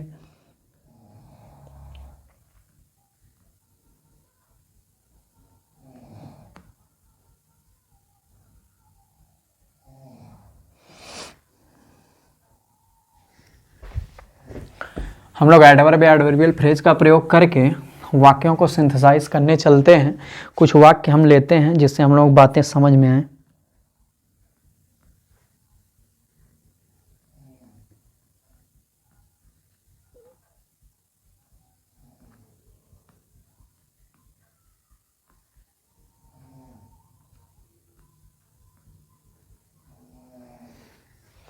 जैसे पहला एग्जाम्पल है द स्टूडेंट। पहला एग्जाम्पल है the student read the book, the student read the book. और दूसरा सेंटेंस है he read it in a hurry, he read it in a hurry, he read it in a hurry. कह रहा है कि the student read the book, कह रहा है कि स्टूडेंट छात्र ने बुक को पढ़ा, कर ही रीड इट इन ए हरी, और उसने इसे जल्दबाजी में पढ़ा। यहाँ पे इन ए हरी रीड की क्या बता रहा है, विशेषता बता रहा है, नहीं वर्ब की क्या बता रहा है, विशेषता बता रहा है। हम लोग इसको जब एडवर्ब का रूप देंगे तो इन ए हरी का एडवर्ब क्या होता है, हरीडली। इसका मतलब होता है तीव्रता पूर्वक। तो जब हम लोग इसको लिखेंगे तो क्या हो जाएगा, the student read the book hurriedly, the student read the book hurriedly। हम लोग दूसरा सेंटेंस लेते हैं इस टाइप का, एडवर्ब एडवर्बियल फ्रेज पे आधारित। Rana Pratap was the glory of Mewar, Rana Pratap was the glory of Mewar, Rana Pratap was the glory of Mewar. और दूसरा है there is no doubt about it, there is no doubt about it, there is no doubt about it. तो हम लोग यहाँ देख रहे हैं, कह रहा है Rana Pratap was the glory of Mewar, कह रहा है राणा प्रताप मेवाड़ के क्या है, गौरव है, शान है। There is no doubt about it, इसमें कोई संदेह नहीं है। तो शान है, इसमें कोई क्या है, संदेह नहीं है, तो यहाँ पे हम लोग इसको बदल देंगे किसमें, एडवर्ब में। किसको, नो डाउट अबाउट का, नो डाउट का क्या हो जाएगा, अनडाउटेडली, अनडाउटेडली। तो हम लोग इसको लिख देंगे अनडाउटेडली। सबसे पहले भी हम लोग लिख सकते हैं, क्योंकि जो हमारा एडवर्ब होता है उसको हम लोग वाक्य में आवश्यकता अनुसार या तो शुरू में, या तो बीच में, या तो लास्ट में भी प्रयोग कर सकते हैं। तो हो जाएगा अनडाउटेडली, लेकिन शुरू में लिखेंगे तो कॉमा लगा देंगे। Undoubtedly Rana Pratap was the glory of Mewar. Undoubtedly Rana Pratap was the glory of Mewar. निसंदेह रूप से राणा प्रताप मेवाड़ के क्या थे, गौरव थे। हम लोग एक और सेंटेंस लेते हैं इस टाइप का।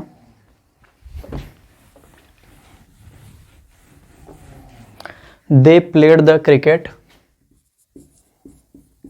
दे प्लेड द क्रिकेट, और दूसरा है they played happily, they played happily. तो करा उन लोगों ने क्रिकेट खेला, करा उन लोगों ने कैसे खेला, हैप्पीली मतलब होता है प्रसन्नतापूर्वक। तो करा उन लोगों ने क्रिकेट खेला, और दूसरे में करा उन लोगों ने प्रसन्नतापूर्वक खेला। तो यहाँ पे खेलने की विशेषता है कि वे लोग कैसे खेले, प्रसन्नतापूर्वक खेले। तो यहाँ पे वह एडवर्ब पहले से बना है, हमें सिर्फ लिख देना है। They played the cricket, they played the cricket happily, they played the cricket happily. चौथा हम लोग लेते हैं, कह रहा है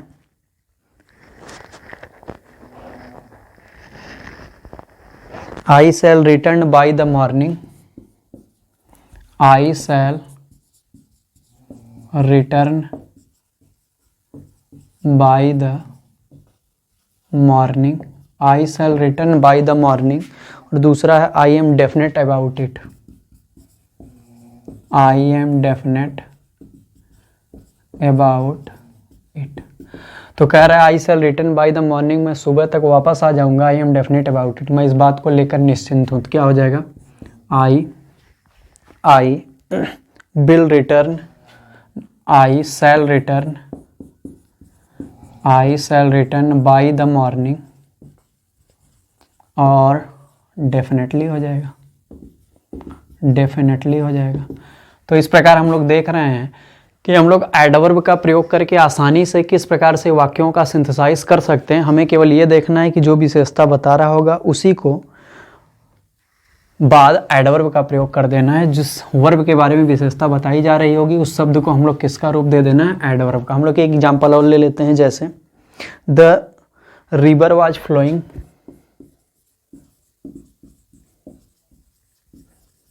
द रिवर वाज फ्लोइंग, और दूसरा सेंटेंस है द फ्लो वाज स्लो। वाह, द फ्लो वाज स्लो। तो कह रहा है कि नदी बह रही थी और जो उसका बहाव था वह धीमा था। तो हो जाएगा the river was flowing slowly. यहाँ स्लोली एडवर्ब है। तो इस प्रकार उम्मीद करते हैं आपको एडवर्ब एडवर्बियल फ्रेज अच्छे से समझ में आया होगा कि हम लोग आसानी से इसको क्या कर सकते हैं, सिंथेसाइज कर सकते हैं। केवल हमें वर्ब की विशेषता बताने वाले शब्द को एडवर्ब का रूप देना। हम लोग आखिरी रूल पे आते हैं और हमारा आखिरी रूल है कंजक्शन एंड का प्रयोग करके। कंजक्शन एंड का प्रयोग करके लास्ट रूल पे हम लोग पहुंच गए। आप लोग कमेंट बॉक्स भर दीजिएगा, अच्छे से कहिएगा हाँ सर आपकी मेहनत हमें अच्छी समझ में आई पूरी। जहाँ तक हम लोग 7 नियम पढ़े, 7 नियम अच्छे समझ में आई और उस नियम पे आधारित जितने भी सेंटेंसेज बताए गए वो भी हमें अच्छे से समझ में आए। हम लोग लास्ट वाले पे आते हैं, कंजक्शन एंड पे आते हैं। अच्छा, एक्चुअली कंजक्शन क्या होता है हम लोग सबसे पहले ये जान लेते हैं। कंजक्शन होता है एक ऐसा शब्द, कंजक्शन एक ऐसा शब्द होता है जो कंजक्शन एक ऐसा शब्द होता है जो किसका काम करता है, जोड़ने का काम करता है। कंजक्शन किसका काम करता है, जोड़ने का कार्य करता है। किसको किसको जोड़ता है, शब्दों को भी जोड़ सकता है, फ्रेजेस को भी जोड़ सकता है, क्लॉजेस को भी जोड़ सकता है और सेंटेंसेज को भी जोड़ सकता है। कंजक्शन सभी प्रकार की चीज़ों को जोड़ता है, शब्दों को, वाक्यांशों को, उपवाक्यों को और वाक्यों को। हम एक एग्जाम्पल बता दे रहे हैं, जैसे Ram and Shyam, Ram and Shyam are friends. यहाँ पे राम और श्याम मित्र हैं, यहाँ पे किसको जोड़ रहा है? दो शब्दों को, यानी दो नाउन को।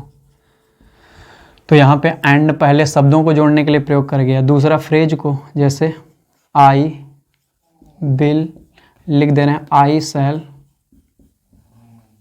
Meet you, I shall meet you at office or at my home. कह रहा मैं तुमसे या तो मेरे ऑफिस में मिलूंगा या तो घर पे मिलूंगा। तो यहाँ एट ऑफिस एक फ्रेज है और यहाँ एट माई होम एक फ्रेज है। दो फ्रेज को जोड़ने के लिए किसका प्रयोग किया गया? आर का। तो यहाँ पे यह कंजक्शन हो गया। अब तीसरा, दो क्लॉजेस को जोड़ सकता है। कैसे? As he is weak he can not run. कह रहा है कि यद्यपि या चूंकि वह क्या है? कमज़ोर है, वह नहीं दौड़ सकता है। यहाँ पे एज ही इज वीक क्या है? एक क्लाज है, और ही कैन नॉट रन एक क्लाज है। दोनों क्लाजेस को जोड़ने के लिए किसका प्रयोग किया गया है? यहाँ एज शुरू में ही लिखा गया है। चौथा, वाक्यों को जोड़ सकता है। जैसे Ram is a teacher, Ram is a teacher and, Ram is a teacher and Shyam is a player, and Shyam is a player. कह रहा है राम एक अध्यापक है और श्याम एक खिलाड़ी है। यहाँ पे राम इज ए टीचर एक वाक्य है, श्याम इज ए प्लेयर एक वाक्य है। दोनों को जोड़ने का काम कौन कर रहा है? एंड कर रहा है। तो इस प्रकार जो कंजक्शन होता है वह शब्दों को भी जोड़ देता है, फ्रेजेस को भी जोड़ देता है, क्लॉजेस को भी जोड़ देता है और सेंटेंसेस को भी जोड़ देता है। यानी वाक्यों को जोड़ने का काम कौन करता है? कंजक्शन करता है। तो हमें यहाँ पे बेसिकली सब कंजक्शन का प्रयोग नहीं करना है सिंपल के निर्माण में, केवल अपने सिलेबस के अनुसार एंड का प्रयोग करना है। तो अपने सिलेबस के अनुसार हमें या तो दो नाउन शब्दों को जोड़ना है बेसिकली, या तो दो प्रोनाउन को जोड़ना है, या तो एडजेक्टिव को जोड़ना है। जो एडजेक्टिव रहेगा वह हमें फ्रेज के रूप में मिल सकते हैं। तो हमें बेसिकली अपने इस सिलेबस के द्वारा नाउन को जोड़ना है एंड से, प्रोनाउन को जोड़ना है एंड से, और एडजेक्टिव को जोड़ना है एंड से। बेसिकली हमें इस प्रकार 3 प्रकार की चीज़ों को जोड़ना है। बस ये ध्यान रखना है कि अगर 2 चीज़ें आएंगी तो डायरेक्टली एंड का प्रयोग कर देना, और 3 चीज़ें आएंगी तो पहले और दूसरे के बीच में कॉमा लगाना है और दूसरे और तीसरे के बीच में एंड लगाना है। केवल 2 बातें याद रखनी है। 2 चीज़ें हैं तो पहली दूसरी को एंड से जोड़ देंगे, 3 चीज़ें हैं तो पहले दूसरे के बीच में कॉमा लगाएंगे और दूसरे तीसरे के बीच में क्या लगाएंगे? एंड लगाएंगे। हम लोग देखते हैं, सब लोग ध्यान से समझें। इसके ऊपर हम लोग एग्जाम्पल्स लेते हैं, आपको बातें क्लियर हो जाएं। जैसे पहला है, I want to buy a pen, I want to buy a pen. और दूसरा कह रहा है कि I want to buy a pencil also, I want to buy a pencil also. तो कह रहा है कि मैं एक कलम खरीदना चाहता हूँ और मैं एक पेंसिल भी खरीदना चाहता हूँ। यहाँ पेन जो है वह नाउन है, पेंसिल जो है वह नाउन है। हमें इन दोनों नाउन को जोड़ देना है केवल। तो हो जाएगा I want to buy a pen and a pencil, a pen and pencil. तो हम लोग यहाँ एंड का प्रयोग करके जोड़ दिए दोनों नाउन्स को। दूसरा है, आई सा ए ब्लैक काऊ, आई सा ए ब्लैक काऊ। और दूसरा है, आई सा ए वाइट काऊ आल्सो। तो हम लोग इसको जब जोड़ेंगे तो यहाँ दोनों काऊ है, बस विशेषता अलग अलग है, ब्लैक और वाइट है, तो दोनों को जोड़ देंगे। तो हो जाएगा I saw A black and a white cow, I saw A black and A white काऊ। यहाँ अब ब्लैक जो है यह एडजेक्टिव है लेकिन कई शब्दों से मिलकर बना है, तो यह एडजेक्टिव फ्रेज के रूप में काम कर रहा है। और यह वाइट काऊ भी एडजेक्टिव है लेकिन फ्रेज के रूप में काम कर रहा है। और इसको जोड़ने का काम कौन कर रहा है? Adjective. I saw A black and A white काऊ। एक और एग्जाम्पल हम लोग इसका ले लेते हैं, एग्जाम्पल है, I take milk, I take milk, I take sweets. तीसरा, I take biscuits also. Biscuits also. कह रहा है मैं दूध लेता हूँ अर्थात पीता हूँ। कह रहा है कि मैं मिठाइयाँ खाता हूँ। और तीसरा कह रहा है कि मैं बिस्किट्स भी खाता हूँ। तो यहाँ पे हम लोग देख रहे हैं कि 3 नाउन हैं और इनको आपस में क्या करना है, जोड़ना है, मिल्क को, स्वीट को और बिस्किट को। तो हो जाएगा I take milk comma sweets. जब 3 रहता है तो पहले दूसरे के बीच में कॉमा लगाते हैं और दूसरे तीसरे के बीच में एंड लगा देते हैं, and biscuits. I take milk sweets and biscuits. हम लोग एक एग्जाम्पल और ले लेते हैं। मुकेश साद ताज, मुकेश साद ताज, और दूसरा है ही saw the red fort also, he saw the